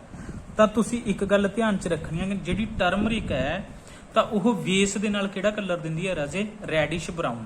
ਤਾਂ ਟਰਮਰਿਕ ਕੀ ਹੈ, ਇੱਕ ਇੰਡੀਕੇਟਰ ਹੈ ਕੀ ਪਤਾ ਕਰਨ ਦਾ, ਐਸਿਡ ਬੇਸ ਪਤਾ ਕਰਨ ਦਾ। ਤਾਂ ਜਦੋਂ ਉਸਨੇ ਰੈਡਿਸ਼ ਬਰਾਊਨ ਕਲਰ ਦਿੱਤਾ ਤਾਂ ਇਸ ਤੋਂ ਪਤਾ ਲੱਗ ਗਿਆ ਕਿ ਜੋ ਤੁਹਾਡੀ ਸੋਪ ਹੈ ਜਾਂ ਡਿਟਰਜੈਂਟ ਹੈ ਰਾਜੇ ਉਹ ਕੀ ਹੈ, ਤੁਹਾਡੇ ਕੋਲ ਇੱਕ ਬੇਸ ਹੈ। ਤਾਂ ਜੋ ਹਲਦੀ ਹੈ ਟਰਮਰਿਕ ਹੈ ਵਿਦ ਐਸਿਡ, ਵਿਦ ਐਸਿਡ। ਤਾਂ ਐਸਿਡ ਦੇ ਨਾਲ ਕੀ ਹੋਊਗਾ ਇਸ ਦਾ, ਠੀਕ ਹੈ ਰਾਜੇ। ਤਾਂ ਐਸਿਡ ਦੇ ਨਾਲ ਕੀ ਹੋਊਗਾ, ਜੈਲੋ ਹੀ ਰਹੇਗਾ, ਜੋ ਕਲਰ ਹੈ ਜੈਲੋ ਹੀ ਰਹੇਗਾ। ਨੋ ਕਲਰ ਚੇਂਜ ਕਹਿ ਸਕਦੇ ਹੋ ਤੁਸੀਂ, ਨੋ ਕਲਰ ਚੇਂਜ, ਠੀਕ ਹੈ ਰਾਜੇ। ਤਾਂ ਇਹ ਹੋ ਗਿਆ ਤੁਹਾਡਾ ਜੋ ਟਰਮਰਿਕ ਇੰਡੀਕੇਟਰ ਹੈ ਉਸ ਦੇ ਬਾਰੇ ਜਾਣ ਪਛਾਣ ਹੋ ਗਈ। ਉਸ ਤੋਂ ਬਾਅਦ ਆ ਜੋ ਰਾਜੇ ਸਾਡੇ ਕੋਲ ਹੁੰਦੀ ਹੈ ਇੱਕ, ਸਾਡੇ ਕੋਲੇ ਨੈਚੁਰਲ ਇੰਡੀਕੇਟਰ ਹੁੰਦੇ ਆ। ਨੈਚੁਰਲ ਦਾ ਮਤਲਬ ਹੁੰਦਾ ਤਾਂ ਸਾਡੇ ਕੋਲੇ ਜੋ ਇੰਡੀਕੇਟਰ ਹੁੰਦੇ ਨੇ ਨੈਚੁਰਲ ਵੀ ਹੁੰਦੇ ਆ, ਸਿੰਥੈਟਿਕ ਵੀ ਹੁੰਦੇ ਆ। ਨੈਚੁਰਲ ਜੋ ਸਾਨੂੰ ਨੇਚਰ ਤੋਂ ਮਿਲਦੇ ਨੇਗੇ ਤੇ ਸਿੰਥੈਟਿਕ ਜੋ ਅਸੀਂ ਆਪ ਤਿਆਰ ਕਰਦੇ ਆ। ਤਾਂ ਇਹ ਨੈਚੁਰਲ ਇੰਡੀਕੇਟਰ ਨੇ ਜੋ ਅਸੀਂ ਹਜੇ ਤੱਕ ਕੀਤੇ ਆ। ਕੀ ਨੇ ਰਾਜੇ, ਨੈਚੁਰਲ ਇੰਡੀਕੇਟਰ। ਤਾਂ ਰੈੱਡ ਕੈਬੇਜ ਕੀ ਹੈ ਰਾਜੇ, ਰੈੱਡ ਕੈਬੇਜ। ਤਾਂ ਰੈੱਡ ਕੈਬੇਜ ਕੀ ਹੁੰਦੀ ਹੈ ਰਾਜੇ, ਠੀਕ ਹੈ। ਰੈੱਡ ਕੈਬੇਜ ਗੋਭੀ ਹੁੰਦੀ ਇੱਕ, ਕੀ ਹੈਗੀ ਆਪਣੇ ਕੋਲੇ ਟਾਈਪ ਹੈ, ਲਾਲ ਰੰਗ ਦੀ ਗੋਭੀ ਹੁੰਦੀ ਹੈ। ਉਸ ਨੂੰ ਕੀ ਕੀਤਾ ਅਸੀਂ, ਗ੍ਰਾਈਂਡ ਕਰਕੇ ਉਸ ਦਾ ਜੂਸ ਕੱਢ ਲਿਆ, ਠੀਕ ਹੈ। ਤਾਂ ਹੁਣ ਸਾਡੇ ਕੋਲੇ ਇੱਕ ਬੀਕਰ ਦੇ ਵਿੱਚ ਰਾਜੇ ਐਸਿਡ ਹੈ, ਇੱਕ ਬੀਕਰ ਦੇ ਵਿੱਚ ਰਾਜੇ ਸਾਡੇ ਕੋਲੇ ਕੀ ਹੈ, ਬੇਸ ਹੈ। ਐਸਿਡ ਹੈ ਤੇ ਦੂਜੇ ਦੇ ਵਿੱਚ ਕੀ ਹੈ ਸਾਡੇ ਕੋਲੇ, ਬੇਸ ਹੈ। ਤਾਂ ਹੁਣ ਅਸੀਂ ਕੀ ਕਰਾਂਗੇ ਰਾਜੇ, ਜਿਹੜੀ ਰੈੱਡ ਕੈਬੇਜ ਹੈ, ਰੈੱਡ ਕੈਬੇਜ ਦਾ ਜੂਸ ਜੋ ਅਸੀਂ ਕੱਢਿਆ ਇਹਨਾਂ ਦੋ ਅਲੱਗ-ਅਲੱਗ ਬੀਕਰ ਦੇ ਵਿੱਚ ਪਾਵਾਂਗੇ। ਤਾਂ ਜਿਸ ਦੇ ਵਿੱਚ ਐਸਿਡ ਹੈ ਰਾਜੇ ਤਾਂ ਉਸ ਦਾ ਕਲਰ ਕੀ ਹੋ ਜਾਵੇਗਾ, ਰੈੱਡ ਕੈਬੇਜ ਦੇ ਵਿੱਚ ਰੈੱਡ ਹੀ ਰਹੇਗਾ, ਮਤਲਬ ਹਲਕਾ ਫੁਲਕਾ ਚੇਂਜ ਹੋ ਜਾਊਗਾ ਤਾਂ ਰੈੱਡ ਹੀ ਰਹੇਗਾ। ਬਟ ਜੋ ਬੇਸ ਹੈ, ਜਦੋਂ ਬੇਸ ਦੇ ਵਿੱਚ ਪਾਵਾਂਗੇ ਤਾਂ ਉਸ ਦਾ ਕਲਰ ਕੀ ਹੋ ਜਾਊਗਾ ਰਾਜੇ, ਗ੍ਰੀਨ। ਤਾਂ ਤੁਸੀਂ ਧਿਆਨ ਚ ਰੱਖਣਾ ਹੈ ਕਿ ਜੋ ਰੈੱਡ ਕੈਬੇਜ ਹੈ ਰਾਜੇ ਉਸ ਦਾ ਐਸਿਡ ਦੇ ਨਾਲ ਜੋ ਰਿਐਕਸ਼ਨ ਹੁੰਦੀ ਹੈ ਤਾਂ ਉਸ ਦਾ ਜੋ ਕਲਰ ਹੈ ਉਹ ਰੈੱਡ ਹੀ ਰਹਿੰਦਾ। ਬਟ ਬੇਸ ਦੇ ਨਾਲ ਉਹ ਕਿਹੜਾ ਕਲਰ ਦਿੰਦੀ ਹੈ, ਰੈੱਡ ਕੈਬੇਜ ਗ੍ਰੀਨ ਕਲਰ ਦੇ ਵਿੱਚ ਚੇਂਜ ਹੋ ਜੂਗੀ। ਇਹ ਗੱਲ ਧਿਆਨ ਚ ਰੱਖਣਾ ਹੈ ਰਾਜੇ ਤੁਸੀਂ। ਉਸ ਤੋਂ ਬਾਅਦ ਥਰਡ ਸਾਡੇ ਕੋਲੇ ਆ ਜਾਂਦਾ ਰਾਜੇ, ਫਸਟ ਸੀ ਰਾਜੇ litmus paper, second turmeric, third red cabbage ਆ ਗਿਆ, ਫੋਰਥ ਆ ਗਿਆ ਰਾਜੇ ਸਾਡੇ ਕੋਲੇ, ਇੱਕ ਮਿੰਟ ਰੁਕੋ ਪੇਜ ਉੱਡ ਰਿਹਾ ਥੋੜਾ ਜਿਹਾ। ਤਾਂ ਥਰਡ ਆ ਗਿਆ ਰਾਜੇ ਇੱਕ ਸਾਡੇ ਕੋਲੇ ਫਲਾਵਰ ਹੁੰਦਾ ਗਾ, ਫਲਾਵਰ ਆਫ ਹਾਈਡਰੇਂਜੀਆ ਕਹਿ ਦਿੰਦੇ ਆ ਇਸ ਨੂੰ, ਠੀਕ ਹੈ ਰਾਜੇ। ਤਾਂ ਇਹ ਫਲਾਵਰ ਵੀ ਐਸਿਡ ਬੇਸ ਸੋਲੂਸ਼ਨ ਚੈੱਕ ਕਰਨ ਵਾਸਤੇ ਵਰਤਿਆ ਜਾਂਦਾ ਗਾ। ਤਾਂ ਇਹ ਜੋ ਫਲਾਵਰ ਹੈ, ਇਹ ਫਲਾਵਰ ਐਸਿਡ ਦੇ ਨਾਲ ਵਿਦ ਐਸਿਡ, ਐਸਿਡ ਦੇ ਨਾਲ ਅਗਰ ਐਸਿਡ ਦੀਆਂ ਡ੍ਰੌਪਸ ਤੁਸੀਂ ਇਸ ਫਲਾਵਰ ਦੇ ਉੱਪਰ ਪਾਓਗੇ ਤਾਂ ਇਸ ਫਲਾਵਰ ਦਾ ਜੋ ਕਲਰ ਹੈ ਉਹ ਬਲੂ ਕਲਰ ਹੋ ਜਾਊਗਾ। ਐਸਿਡ ਦੀ ਡ੍ਰੌਪ ਪਾਉਣ ਦੇ ਨਾਲ ਕਿਸ ਦੇ ਵਿੱਚ ਚੇਂਜ ਹੋ ਜਾਊਗਾ, ਬਲੂ ਕਲਰ ਦੇ ਵਿੱਚ ਚੇਂਜ ਹੋ ਜਾਊਗਾ। ਬੇਸ ਦੇ ਨਾਲ ਵਿਦ ਬੇਸ ਕਿਸ ਦੇ ਵਿੱਚ ਚੇਂਜ ਹੋ ਜਾਊਗਾ ਰਾਜੇ, ਉਹ ਪਿੰਕ ਕਲਰ ਦੇ ਵਿੱਚ ਚੇਂਜ ਹੋ ਜਾਊਗਾ, ਠੀਕ ਹੈ ਰਾਜੇ। ਇਹ ਕੁਐਸਚਨ ਫਿਲਹਾਲ ਅੱਜ ਤੱਕ ਕਦੇ ਵੀ ਆਇਆ ਨਹੀਂ, ਬਟ ਇਹ ਹੈਗਾ ਸੀਗਾ, ਮੈਂ ਤੁਹਾਨੂੰ ਕਰਵਾ ਰਿਹਾ। ਬਾਈ ਚਾਂਸ ਹੋ ਸਕਦਾ ਨੈਕਸਟ ਪੇਪਰ ਦੇ ਵਿੱਚ ਇਹ ਆ ਜੇ, ਬਟ ਤੁਸੀਂ ਧਿਆਨ ਚ ਰੱਖਣਾ ਸਿਰਫ ਕਲਰ ਹੀ ਨੇ, ਕਲਰ ਦੇ ਅਕੋਰਡਿੰਗ ਅਸੀਂ ਕੀ ਚੈੱਕ ਕਰ ਸਕਦੇ ਹਾਂਗੇ, ਐਸਿਡ ਬੇਸ ਸੋਲੂਸ਼ਨ ਚੈੱਕ ਕਰ ਸਕਦੇ ਹਾਂ। ਚੈੱਕ ਕਿਸ ਤਰ੍ਹਾਂ ਕਰੋਗੇ ਤੁਸੀਂ ਐਗਜ਼ਾਮ ਦੇ ਵਿੱਚ, ਕਿਸ ਤਰ੍ਹਾਂ ਇਸ ਦਾ ਆਨਸਰ ਲਗਾਓਗੇ? ਆਨਸਰ ਤੁਸੀਂ ਤਾਂ ਲਗਾਓਗੇ ਅਗਰ ਤੁਹਾਨੂੰ ਇਹਨਾਂ ਦੀ ਪੂਰੀ ਜਾਣਕਾਰੀ ਹੈ, ਕਲਰਸ ਦੀ ਪੂਰੀ ਜਾਣਕਾਰੀ ਹੈ, ਕਲਰ ਬੇਸ ਤੇ ਹੀ ਤੁਹਾਨੂੰ ਕੀ ਆਊਗਾ ਇਸ ਦਾ ਆਨਸਰ ਤੁਸੀਂ ਕਰ ਪਾਓਗੇ। ਤਾਂ ਰਾਜੇ ਜੋ ਨੈਕਸਟ ਮੈਂ ਤੁਹਾਨੂੰ ਕਰਵਾਉਂਗਾ ਮੋਸਟ ਇੰਪੋਰਟੈਂਟ ਹੈ ਰਾਜੇ, ਤਾਂ 100% ਚਾਂਸ ਨੇ ਤੁਹਾਨੂੰ ਇਸ ਵਾਰ ਆਉਣ ਦੇ, ਇਹ ਹਰ ਪੇਪਰ ਦੇ ਵਿੱਚ ਆਉਂਦਾ ਹੈ। ਤਾਂ ਕੀ ਹੈ ਰਾਜੇ, ਨੈਕਸਟ ਸਾਡੇ ਕੋਲੇ ਫਿਨੋਲ ਪੈਥਲੀਨ, ਇਹ ਇੱਕ ਇੰਡੀਕੇਟਰ ਹੈ ਫਿਨੋਲ ਪੈਥਲੀਨ। ਇਹ ਲਿਕੁਇਡ ਫਾਰਮ ਦੇ ਵਿੱਚ ਵੀ ਹੁੰਦਾ, ਪਾਊਡਰ ਫਾਰਮ ਦੇ ਵਿੱਚ ਵੀ ਹੁੰਦਾ। ਤਾਂ ਰਾਜੇ ਕੀ ਹੈ ਸਾਡੇ ਕੋਲੇ ਨੈਕਸਟ ਫਿਨੋਲ ਪੈਥਲੀਨ। ਜੋ ਫਿਨੋਲ ਪੈਥਲੀਨ ਹੁੰਦਾ ਰਾਜੇ ਵਿਦ ਐਸਿਡ, ਐਸਿਡ ਦੇ ਨਾਲ ਕਿਸ ਤਰ੍ਹਾਂ ਦਾ ਕਲਰ ਦਿੰਦਾ? ਕਲਰਲੈਸ ਜਾਂ ਨੋ ਕਲਰ ਚੇਂਜ। ਮਤਲਬ ਕੀ ਹੈ ਸਾਡੇ ਕੋਲੇ ਇੱਕ ਫਿਨੋਲ ਪੈਥਲੀਨ ਲਿਕੁਇਡ ਹੁੰਦਾ ਸਾਡੇ ਕੋਲੇ। ਫਿਨੋਲ ਪੈਥਲੀਨ ਇਹ ਰਾਜੇ ਕੀ ਆ ਕਿ ਸਾਡੇ ਕੋਲੇ ਜਿਹੜੇ ਹੁਣ ਅਸੀਂ ਕਰ ਰਹੇ ਹਾਂ ਇਹ ਮੈਨ ਮੇਡ ਸਿੰਥੈਟਿਕ, ਕਿਹੜੇ ਆ ਰਾਜੇ? ਇਹ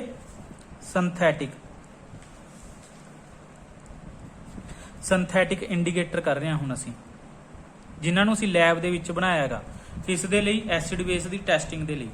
ਤਾਂ ਜੋ ਫਿਨੋਲ ਪੈਥਲੀਨ ਹੈ ਐਸਿਡ ਦੇ ਨਾਲ ਉਸ ਦਾ ਕੋਈ ਕਲਰ ਚੇਂਜ ਨਹੀਂ ਹੁੰਦਾ, ਤਾਂ ਟਰਾਂਸਪੇਰੈਂਟ ਹੀ ਰਹਿੰਦਾ ਲਿਕੁਇਡ, ਜਿਸ ਦੇ ਵਿੱਚ ਕੀ ਪਾਈ ਜਾਂਦੀ ਹੈ? ਫਿਨੋਲ ਪੈਥਲੀਨ ਪਾਈ ਜਾਂਦੀ ਹੈ। ਐਸਿਡ ਦੇ ਨਾਲ ਨੋ ਕਲਰ ਚੇਂਜ। ਬਟ ਜਦੋਂ ਉਸ ਨੂੰ ਵੇਸ ਦੇ ਵਿੱਚ ਪਾਉਂਦੇ ਆ, ਇਸ ਫਿਨੋਲ ਪੈਥਲੀਨ ਦੇ ਲਿਕੁਇਡ ਨੂੰ ਲਗਾ ਲਓ ਜਾਂ ਪਾਊਡਰ ਨੂੰ ਲਗਾ ਲਓ, ਜਦੋਂ ਅਸੀਂ ਵੇਸ ਦੇ ਵਿੱਚ ਪਾਉਂਦੇ ਆ ਵਿਦ ਵੇਸ ਦੇ ਨਾਲ ਇਸ ਦੀ ਕੀ ਰਿਐਕਸ਼ਨ ਹੁੰਦੀ ਹੈ?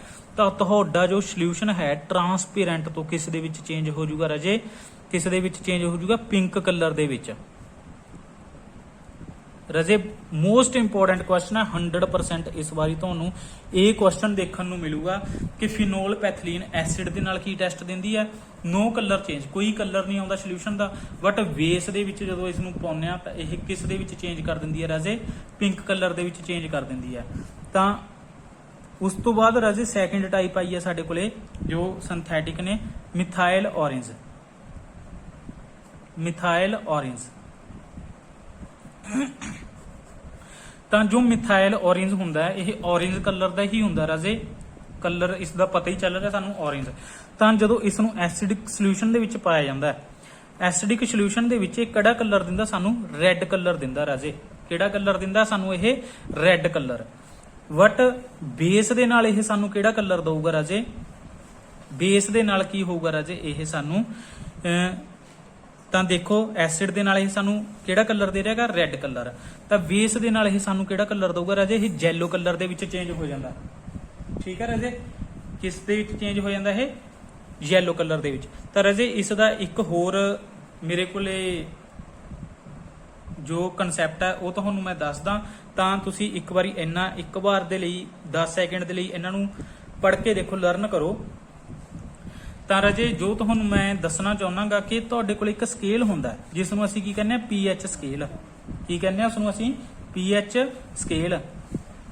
ਤਾਂ ਰਾਜੇ ਜੋ ਪੀਐਚ ਸਕੇਲ ਹੁੰਦਾ ਤੁਹਾਡੇ ਕੋਲੇ, ਜਿਸ ਤਰ੍ਹਾਂ ਤੁਹਾਡਾ ਇੱਕ ਸਕੇਲ ਹੁੰਦਾਗਾ ਉਸੇ ਤਰ੍ਹਾਂ ਦਾ ਕੀ ਹੁੰਦਾ? ਇਹ ਇੱਕ ਪੇਪਰ ਦੀ ਸਟ੍ਰਿਪ ਹੁੰਦੀ ਹੈ, ਇਸ ਦੇ ਉੱਪਰ ਰੀਡਿੰਗ ਦਿੱਤੀ ਹੁੰਦੀ ਹੈ ਰਾਜੇ, ਕਿਸ ਤੋਂ ਲੈ ਕੇ 1 ਤੋਂ ਲੈ ਕੇ ਕਿੱਥੇ ਤੱਕ? 14 ਤੱਕ। 1 ਤੋਂ ਲੈ ਕੇ 14 ਤੱਕ ਰੀਡਿੰਗ ਦਿੱਤੀ ਹੁੰਦੀ ਹੈ। ਜੋ 7 ਹੁੰਦਾ ਇਸ ਦਾ ਨਿਊਟਰਲ ਪੁਆਇੰਟ ਹੁੰਦਾ ਰਾਜੇ। 7 ਕੀ ਹੁੰਦਾ? ਇਸ ਦਾ ਨਿਊਟਰਲ ਪੁਆਇੰਟ ਹੁੰਦਾ। ਤਾਂ 7 ਤੋਂ ਨੀਚੇ ਵਾਲਾ, ਠੀਕ ਹੈ, ਕਿਸੇ ਵੀ ਸੋਲੂਸ਼ਨ ਦੀ ਜੋ ਰੀਡਿੰਗ ਹੈ, ਕਿਸੇ ਵੀ ਸੋਲੂਸ਼ਨ ਦੀ ਜੋ ਪੀਐਚ ਵੈਲਿਊ ਤੁਹਾਨੂੰ ਲਿਖਿਆ ਹੋਊਗਾ ਕਿ ਇੱਕ ਸੋਲੂਸ਼ਨ ਹੈ ਉਸ ਦੀ ਪੀਐਚ ਵੈਲਿਊ ਕੀ ਹੈ? 6 ਹੈ, 5 ਹੈ, ਠੀਕ ਹੈ, ਜਾਂ ਉਸ ਦੀ ਪੀਐਚ ਵੈਲਿਊ ਕੀ ਹੈ? 8 ਹੈ, 9 ਹੈ, 10 ਹੈ। ਤਾਂ ਉਹ ਸੋਲੂਸ਼ਨ ਕਿਸ ਟਾਈਪ ਦਾ ਹੈ? ਤਾਂ ਰਾਜੇ ਤੁਹਾਨੂੰ ਇਸ ਟਾਈਪ ਦਾ ਕੀ ਦਿੱਤਾ ਹੋਊਗਾ? ਇੱਕ ਕੁਐਸਚਨ ਦਿੱਤਾ ਹੋਊਗਾ ਕਿ ਇੱਕ ਸੋਲੂਸ਼ਨ ਹੈ ਉਸ ਦੀ ਪੀਐਚ ਵੈਲਿਊ 6 ਹੈ, ਤਾਂ ਉਸ ਸੋਲੂਸ਼ਨ ਦਾ ਨੇਚਰ ਕੀ ਹੋਵੇਗਾ? ਤਾਂ ਰਾਜੇ ਇੱਕ ਗੱਲ ਧਿਆਨ 'ਚ ਰੱਖਣੀ ਹੈ ਕਿ ਜੋ ਸੋਲੂਸ਼ਨ ਦੀ ਪੀਐਚ ਵੈਲਿਊ 7 ਤੋਂ ਨੀਚੇ ਆਏਗੀ, 7 ਤੋਂ ਨੀਚੇ ਆਏਗੀ, ਉਹ ਕਿਹੜੇ ਸੋਲੂਸ਼ਨ ਹੁੰਦੇ ਆ ਰਾਜੇ? Acidic solution. ਓਕੇ, ਜਿਨ੍ਹਾਂ ਦੀ ਵੈਲਿਊ ਕੀ ਆਊਗੀ? ਜਿਨ੍ਹਾਂ ਦੀ ਪੀਐਚ ਵੈਲਿਊ 7 ਤੋਂ ਅਬਵ ਆਊਗੀ ਰਾਜੇ, ਉਹ ਕਿਹੜੇ ਹੁੰਦੇ ਆ? ਬੇਸਿਕ ਇਨ ਨੇਚਰ। ਠੀਕ ਹੈ ਰਾਜੇ, ਉਹਨਾਂ ਦਾ ਨੇਚਰ ਹੈ ਜੋ ਬੇਸ ਹੁੰਦਾ ਹੈ, ਜੇ ਇਹਨਾਂ ਦਾ ਨੇਚਰ ਕੀ ਹੁੰਦਾ ਰਾਜੇ? ਐਸਿਡਿਕ ਹੁੰਦਾ ਹੈ। ਮੋਸਟ ਇੰਪੋਰਟੈਂਟ ਕੁਐਸਚਨ ਰਾਜੇ, ਕਈ ਵਾਰ ਪੁੱਛ ਲਿਆ ਜਾਂਦਾ ਕਿ ਜੋ ਤੁਹਾਡੇ ਕੋਲੇ ਮਿਨਰਲ ਵਾਟਰ ਹੁੰਦਾ ਹੈ, ਕੀ ਹੁੰਦਾ ਰਾਜੇ? ਮਿਨਰਲ ਵਾਟਰ ਦੀ ਪੀਐਚ ਵੈਲਿਊ ਕਿੰਨੀ ਹੁੰਦੀ ਹੈ? ਤਾਂ ਰਾਜੇ ਕਿੰਨੀ ਹੁੰਦੀ ਹੈ? 7 ਹੁੰਦੀ ਹੈ। ਨਿਊਟਰਲ ਹੁੰਦਾ ਉਹ। ਮਿਨਰਲ ਦਾ ਮਤਲਬ ਹੁੰਦਾ ਹੈ ਉਹ ਬਿਲਕੁਲ ਪਿਓਰ ਪਾਣੀ ਹੁੰਦਾ, ਉਸ ਦੇ ਵਿੱਚ ਨਾ ਤਾਂ ਕਿਸੇ ਤਰ੍ਹਾਂ ਦੀ ਕੀ ਹੁੰਦੀ ਹੈ? ਐਸਿਡਿਕ ਮਤਲਬ ਇੰਪਿਓਰਿਟੀ ਹੁੰਦੀ ਹੈ, ਨਾ ਬੇਸਿਕ ਹੁੰਦੀ ਹੈ, ਮਤਲਬ ਉਸ ਦੇ ਵਿੱਚ ਕੁਝ ਵੀ ਨਹੀਂ ਹੁੰਦਾ, ਸਿਰਫ ਉਹ ਹਾਈਡਰੋਜਨ ਤੇ ਆਕਸੀਜਨ ਦਾ ਹੀ ਕੀ ਹੁੰਦਾ ਕੰਬੀਨੇਸ਼ਨ ਹੁੰਦਾਗਾ। ਤਾਂ ਉਸ ਦੀ pH ਵੈਲਿਊ ਕਿੰਨੀ ਹੁੰਦੀ ਹੈ 7 ਹੁੰਦੀ ਆ। ਤਾਂ ਰਾਜੇ ਇਹ ਸੀਗੇ ਤੁਹਾਡੇ ਜੋ ਇੰਡੀਕੇਟਰ ਬੇਸ ਤੇ ਕੁਐਸਚਨ ਸੀਗੇ, ਮਤਲਬ ਇੰਡੀਕੇਟਰ ਬੇਸ ਤੇ 10th ਕਲਾਸ ਤੱਕ ਜੋ ਤੁਹਾਨੂੰ ਸਿਲੇਬਸ ਹੈ ਇੰਨਾ ਹੀ ਹੈ, ਤਾਂ ਉਹ ਮੈਂ ਤੁਹਾਨੂੰ ਕਰਾਇਆ। ਤਾਂ ਇਸ ਦੇ ਵਿੱਚੋਂ ਤੁਹਾਨੂੰ 100% ਕੁਐਸਚਨ ਆਉਣਾ ਹੀ ਹੋਣਾ ਹੈ। ਤਾਂ ਜੋ ਐਗਜ਼ਾਮ ਦੇ ਵਿੱਚ ਕੁਐਸਚਨ ਆਇਆ ਸੀ ਆਪਾਂ ਹੁਣ ਉਸ ਨੂੰ ਚੈੱਕ ਕਰਦੇ ਹਾਂ। ਤਾਂ ਰਾਜੇ ਤੁਹਾਨੂੰ ਕੁਐਸਚਨ ਆਇਆ ਸੀਗਾ ਦੀ indicator which turn red, the indicator which turn red in acidic solution.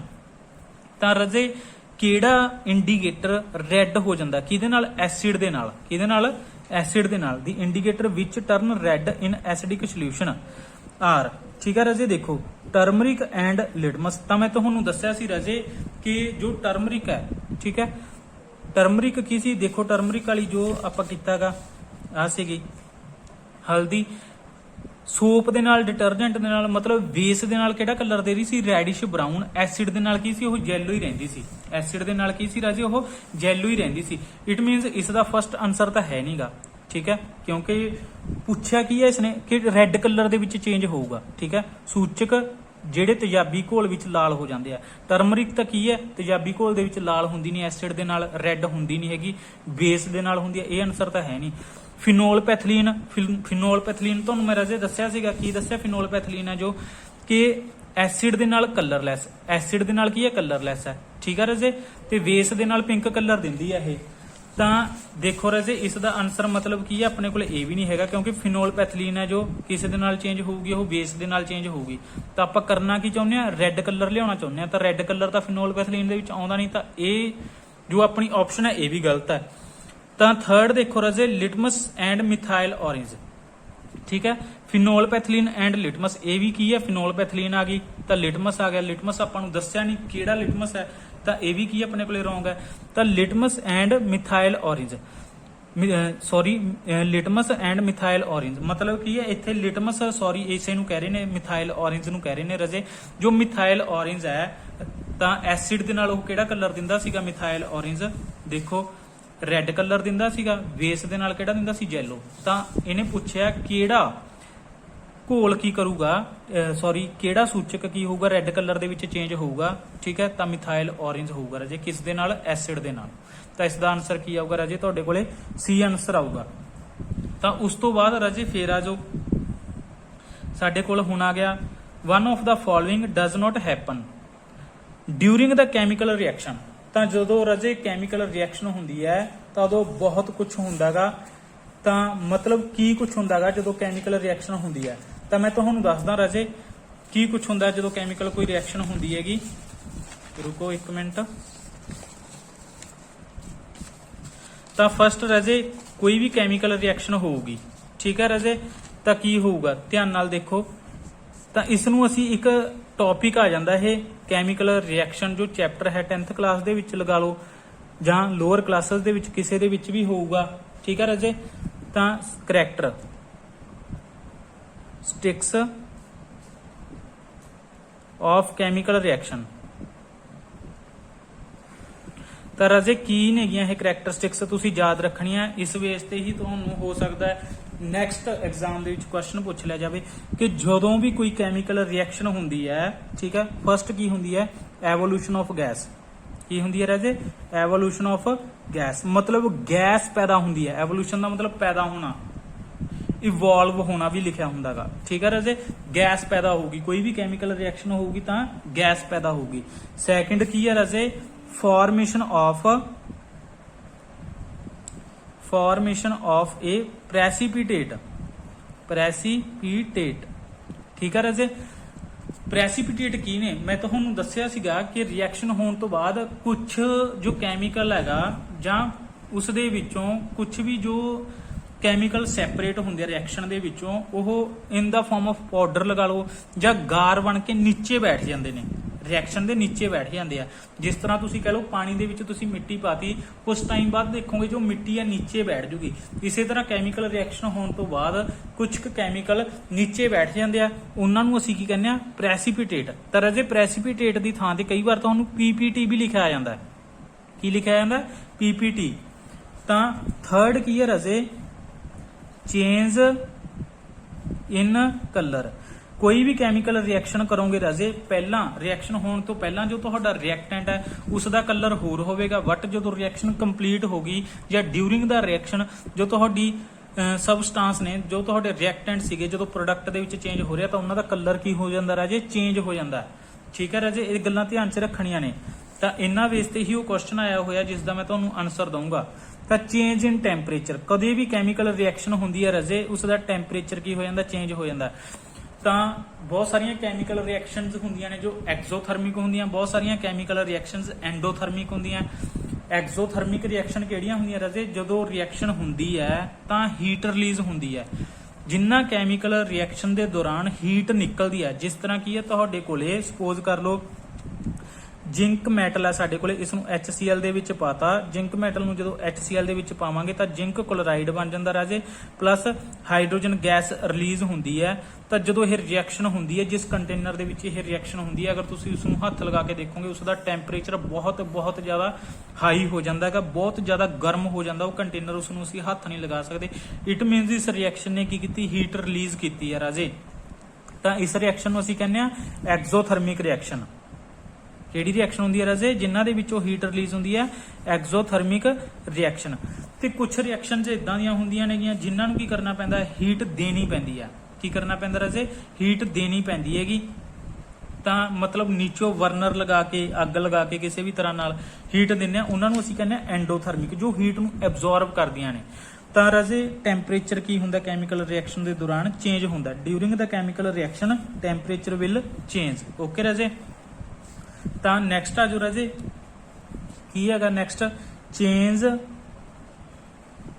Of state. ਠੀਕ ਹੈ ਰਾਜੇ, ਤੁਹਾਡੇ ਕੋਲੇ ਦੋ ਸਬਸਟੈਂਸ ਨੇ, ਹੋ ਸਕਦਾ ਸ਼ੁਰੂ ਤੋਂ ਜਿਹੜੇ ਉਹ ਦੋਨੋਂ ਰਿਐਕਟੈਂਟ ਨੇ ਸੋਲਿਡ ਫਾਰਮ ਦੇ ਵਿੱਚ ਹੋਣ, ਬਟ ਜਦੋਂ ਰਿਐਕਸ਼ਨ ਹੋਊਗੀ ਰਿਐਕਸ਼ਨ ਤੋਂ ਬਾਅਦ ਹੋ ਸਕਦਾ ਉਹ ਕਿਸ ਚੇਂਜ ਦੇ ਵਿੱਚ ਹੋ ਜਾਣ, ਲਿਕੁਇਡ ਸਟੇਟ ਦੇ ਵਿੱਚ ਚੇਂਜ ਹੋ ਜਾਣ। ਠੀਕ ਹੈ ਰਾਜੇ। ਤਾਂ ਜਦੋਂ ਵੀ ਕੋਈ ਕੈਮੀਕਲ ਰਿਐਕਸ਼ਨ ਹੋਊਗੀ ਤਾਂ ਉਸ ਦੀ ਸਟੇਟ ਕੀ ਹੋਊਗੀ ਰਾਜੇ, ਚੇਂਜ ਹੋਊਗੀ। ਤਾਂ ਸੋਲਿਡ ਤੋਂ ਲਿਕੁਇਡ, ਲਿਕੁਇਡ ਤੋਂ ਕੀ ਬਣ ਸਕਦਾ, ਗੈਸ ਬਣ ਸਕਦਾ। ਤਾਂ ਇਹ ਚੀਜ਼ ਵੀ ਹੁੰਦੀ ਹੈ। ਉਸ ਤੋਂ ਬਾਅਦ ਆ ਗਿਆ ਰਾਜੇ ਫਾਰਮੇਸ਼ਨ ਆਫ ਨਿਊ ਸਬਸਟੈਂਸ। ਠੀਕ ਹੈ ਰਾਜੇ। ਤਾਂ ਫਾਰਮੇਸ਼ਨ ਆਫ ਨਿਊ ਸਬਸਟੈਂਸ, ਮੈਂ ਤੁਹਾਨੂੰ ਦੱਸਿਆ ਸੀ ਤੁਹਾਡੇ ਕੋਲ ਇੱਕ ਰਿਐਕਟੈਂਟ A ਹੈ, ਇੱਕ ਕੈਮੀਕਲ A ਹੈ, ਦੂਜਾ ਰਿਐਕਟੈਂਟ ਤੁਹਾਡੇ ਕੋਲ ਕੀ ਹੈ ਰਾਜੇ, B ਹੈ। ਤਾਂ ਉਸ ਤੋਂ ਬਾਅਦ ਜੋ ਨਿਊ ਪ੍ਰੋਡਕਟ ਬਣਦਾ AB ਬਣ ਗਿਆ। ਠੀਕ ਹੈ ਰਾਜੇ। ਜਾਂ ਤੁਹਾਡੇ ਕੋਲੇ ਕੀ ਸੀ, AB ਸੀਗਾ, ਮਤਲਬ ਕੈਮੀਕਲ, ਉਸ ਨੂੰ ਜਦੋਂ ਕੀ ਕੀਤਾ, ਹੀਟ ਕੀਤਾ ਤਾਂ ਕੀ ਬਣ ਗਿਆ, A ਬਣ ਗਿਆ, B ਬਣ ਗਿਆ। ਪਹਿਲਾਂ ਦੇਖੋ ਮਤਲਬ ਰਿਐਕਟੈਂਟ ਅਲੱਗ-ਅਲੱਗ ਨੇ, ਉਸ ਤੋਂ ਬਾਅਦ ਕੰਬਾਈਨ ਕਰ ਗਏ। ਤਾਂ ਮਤਲਬ ਕੋਈ ਵੀ ਕੈਮੀਕਲ ਰਿਐਕਸ਼ਨ ਹੋਊਗੀ ਤਾਂ ਰਾਜੇ ਕੀ ਹੋਊਗਾ, ਜੋ ਪ੍ਰੋਡਕਟ ਹੈ ਉਹ ਤੁਹਾਡਾ ਨਵਾਂ ਬਣੂਗਾ। ਠੀਕ ਹੈ ਰਾਜੇ। ਤਾਂ ਮਤਲਬ ਇਹ ਕਿੱਦਾਂ ਬਣਿਆ, ਤਾਂ ਜਿਹੜੇ ਇਸ ਦੇ ਕੀ ਸੀਗੇ ਐਟਮ ਸੀ, ਇਸ ਦੇ ਐਟਮ ਕੀ ਹੋ ਗਏ, ਕੰਬਾਈਨ ਕਰ ਗਏ। ਮਤਲਬ ਦੋਨਾਂ ਦੇ ਐਟਮਾਂ ਨੇ ਕੀ ਕੀਤਾ, ਕੰਬਾਈਨ ਕੀਤਾ, ਤਾਂ ਕੀ ਬਣਿਆ, ਇੱਕ ਨਿਊ ਸਬਸਟੈਂਸ ਬਣਿਆ, ਕੰਬੀਨੇਸ਼ਨ ਬਣਿਆ ਦੋਨੇ ਰਿਐਕਟੈਂਟ ਦਾ। ਠੀਕ ਹੈ, ਜਾਂ ਦੋਨੇ ਕੈਮੀਕਲਸ ਦਾ। ਜਾਂ ਇਦਾਂ ਕਹਿ ਸਕਦੇ ਹਾਂ, ਇੱਕ ਕੈਮੀਕਲ ਸੀ ਜਦੋਂ ਹੀਟ ਕੀਤਾ ਤਾਂ ਦੋਨਾਂ ਦੇ ਜਿਹੜੇ ਐਟਮ ਇੱਕ ਦੂਜੇ ਦੇ ਨਾਲ ਬਾਈਂਡ ਅਪ ਸੀ, ਜੁੜੇ ਹੋਏ ਸੀਗੇ, ਉਹ ਟੁੱਟ ਗਏ ਤਾਂ ਅਲੱਗ-ਅਲੱਗ ਹੋ ਗਏ। ਤਾਂ ਹੁਣ ਇਹ ਐਟਮ ਅਲੱਗ-ਅਲੱਗ ਹੋ ਗਏ। ਤਾਂ ਇਸ ਪ੍ਰੋਸੈਸ ਨੂੰ ਅਸੀਂ ਕੀ ਕਹਿੰਦੇ ਹਾਂਗੇ ਕਿ 올ਡ ਬੌਂਡ ਕੀ ਨੇਗੇ, ਠੀਕ ਹੈ, ਬ੍ਰੇਕ ਹੋ ਜਾਂਦੇ ਆ, ਨਿਊ ਬੌਂਡ ਬਣਦੇ ਆ। ਤਾਂ ਇਸ ਦਾ ਆਨਸਰ ਹੁੰਦਾ ਫਾਰਮੇਸ਼ਨ ਆਫ ਨਿਊ ਸਬਸਟੈਂਸ। ਦੇ ਵਿੱਚ ਅਸੀਂ ਇੱਕ ਕਨਸੈਪਟ ਲੈਂਦੇ ਆ ਕਿ ਜਦੋਂ ਵੀ ਕੋਈ ਕੈਮੀਕਲ ਰਿਐਕਸ਼ਨ ਹੁੰਦੀ ਹੈ, ਠੀਕ ਹੈ, ਤਾਂ breaking of the old bond, ਕੀ ਕਹਿੰਦੇ ਆ ਰਾਜੇ ਅਸੀਂ, breaking of old bond, formation of the new bond, ਨਵੇਂ ਬੌਂਡ ਬਣਦੇ ਨੇ। ਠੀਕ ਹੈ ਰਾਜੇ। ਤਾਂ ਇਹਨਾਂ ਬੇਸ ਤੇ ਹੀ ਤੁਹਾਨੂੰ ਕੁਐਸਚਨ ਆਇਆ ਹੋਇਆਗਾ, ਉਸ ਨੂੰ ਅਸੀਂ ਚੈੱਕ ਕਰਦੇ ਹਾਂ ਰਾਜੇ ਕੀ ਹੈਗਾ। ਤਾਂ ਦੇਖੋ ਰਾਜੇ ਕਿ one of the following does not happen during the chemical reaction। Chemical reaction ਜਦੋਂ ਹੁੰਦੀ ਹੈ ਤਾਂ ਇਹਨਾਂ ਦੇ ਵਿੱਚੋਂ ਕਿਹੜੀ ਚੀਜ਼ ਨਹੀਂ ਹੁੰਦੀ। ਦੇਖੋ ਰਾਜੇ, breaking of old chemical bond, formation of the new chemical bond, ਇਹ ਤਾਂ ਹੁੰਦੀ ਹੈ, ਹੁਣੀ ਦੱਸ ਕੇ ਹਟਿਆ, ਲਾਸਟ ਕਨਸੈਪਟ ਰਾਜੇ। ਤਾਂ formation of new substance with ਐਂਟਾਇਰਲੀ different property. ਠੀਕ ਹੈ ਰਾਜੇ, ਨਵਾਂ ਸਬਸਟੈਂਸ ਬਣਦਾ। ਜਿਸ ਤਰ੍ਹਾਂ ਦੇਖੋ ਕੀ ਸੀਗਾ, A ਤੋਂ AB ਤੋਂ ਕੀ ਬਣ ਗਿਆ ਸੀ, AB ਬਣ ਗਿਆ ਸੀ, ਜਾਂ AB ਤੋਂ ਕੀ ਬਣ ਗਿਆ, A plus B ਬਣ ਗਿਆ। ਮਤਲਬ ਦੋ ਅਲੱਗ-ਅਲੱਗ ਕੀ ਬਣ ਗਏ, ਸਬਸਟੈਂਸ ਬਣ ਗਏ। ਇਟ ਮੀਨਸ ਫਾਰਮੇਸ਼ਨ ਕਿਹਦੀ ਹੋ ਰਹੀ ਹੈ, ਨਵੇਂ ਸਬਸਟੈਂਸ ਦੀ ਹੋ ਰਹੀ ਹੈ। ਠੀਕ ਹੈ ਰਾਜੇ। ਤਾਂ ਇਹਨਾਂ ਦੀਆਂ ਪ੍ਰੋਪਰਟੀਜ਼ ਵੀ ਕੀ ਹੋਣਗੀਆਂ, ਅਲੱਗ-ਅਲੱਗ ਹੋਣਗੀਆਂ। A ਦੀਆਂ ਪ੍ਰੋਪਰਟੀ ਅਲੱਗ ਨੇ, B ਦੀਆਂ ਅਲੱਗ ਨੇ, ਬਟ ਜਿਹੜਾ ਤੀਜਾ ਨਿਊ ਸਬਸਟੈਂਸ ਬਣੂਗਾ ਉਸ ਦੀਆਂ ਪ੍ਰੋਪਰਟੀਜ਼ ਇਹਨਾਂ ਦੋਨਾਂ ਤੋਂ ਅਲੱਗ ਹੋਣਗੀਆਂ। ਜਿਹੜਾ ABS ਦੀਆਂ ਪ੍ਰੋਪਰਟੀਜ਼ ਅਲੱਗ ਨੇ, ਤਾਂ ਜਿਹੜਾ ਉਸ ਤੋਂ ਨਿਊ ਪ੍ਰੋਡਕਟ ਬਣੇ ਨੇ ਦੋ, ਤਾਂ ਉਹਨਾਂ ਦੀਆਂ ਪ੍ਰੋਪਰਟੀਜ਼ ਇਹਨਾਂ ਤੋਂ ਕੀ ਹੋਣਗੀਆਂ, ਅਲੱਗ ਹੋਣਗੀਆਂ। ਇਟ ਮੀਨਸ ਕੀ ਹੈ ਰਾਜੇ, ਜੋ ਫਾਰਮੇਸ਼ਨ ਹੈ ਨਿਊ ਸਬਸਟੈਂਸ ਦੀ, ਠੀਕ ਆ, ਤਾਂ ਉਹਦੀਆਂ ਪ੍ਰੋਪਰਟੀਜ਼ ਕੀ ਹੁੰਦੀਆਂ, ਡਿਫਰੈਂਟ ਹੁੰਦੀਆਂ। ਬਿਲਕੁਲ ਸਹੀ ਹੈ ਇਹ ਆਪਸ਼ਨ ਵੀ ਤੁਹਾਡੀ। Atom of one element change into those of another element to form the new product. ਠੀਕ ਹੈ ਰਾਜੇ, ਤਾਂ ਇਸ ਨੂੰ ਅਸੀਂ, ਇਸ ਦੇ ਵਿੱਚ ਡਾਊਟ ਲੱਗ ਰਿਹਾ, ਇਸ ਨੂੰ ਅਸੀਂ ਦੇਖਦੇ ਹਾਂ। ਪਹਿਲਾਂ ਅਸੀਂ 4th ਪੜ੍ਹਦੇ ਹਾਂ। ਇਹ rearrangement of the atom take place to form the new product. ਠੀਕ ਹੈ ਰਾਜੇ, ਤਾਂ ਕੀ ਕਹਿੰਦਾ, ਅਰੇਂਜਮੈਂਟ ਹੁੰਦੀ ਹੈ ਐਟਮਸ ਦੀ। ਐਟਮਸ ਕੀ ਹੁੰਦੇ ਨੇ, ਜਦੋਂ ਕੈਮੀਕਲ ਰਿਐਕਸ਼ਨ ਹੁੰਦੀ ਹੈ ਐਟਮਸ ਅਰੇਂਜ ਕਰਦੇ ਆ ਆਪਣੇ ਆਪ ਨੂੰ, ਤਾਂ ਇੱਕ ਨਿਊ ਪ੍ਰੋਡਕਟ ਦੀ ਫਾਰਮੇਸ਼ਨ ਕਰਦੇ ਆ। ਇਹ ਬਿਲਕੁਲ ਸਹੀ ਹੈ ਰਾਜੇ। ਤਾਂ ਐਟਮ ਆਫ ਵਨ ਐਲੀਮੈਂਟ, ਤਾਂ ਆ ਕੀ ਹੈ ਤੁਹਾਡੇ ਕੋਲੇ, ਇੱਕ ਐਲੀਮੈਂਟ ਹੈ। ਠੀਕ ਹੈ ਰਾਜੇ, ਆ ਕੀ ਹੈ ਤੁਹਾਡੇ ਕੋਲੇ, ਇੱਕ ਐਲੀਮੈਂਟ ਹੈ, ਆ ਦੂਸਰਾ ਐਲੀਮੈਂਟ ਹੈ।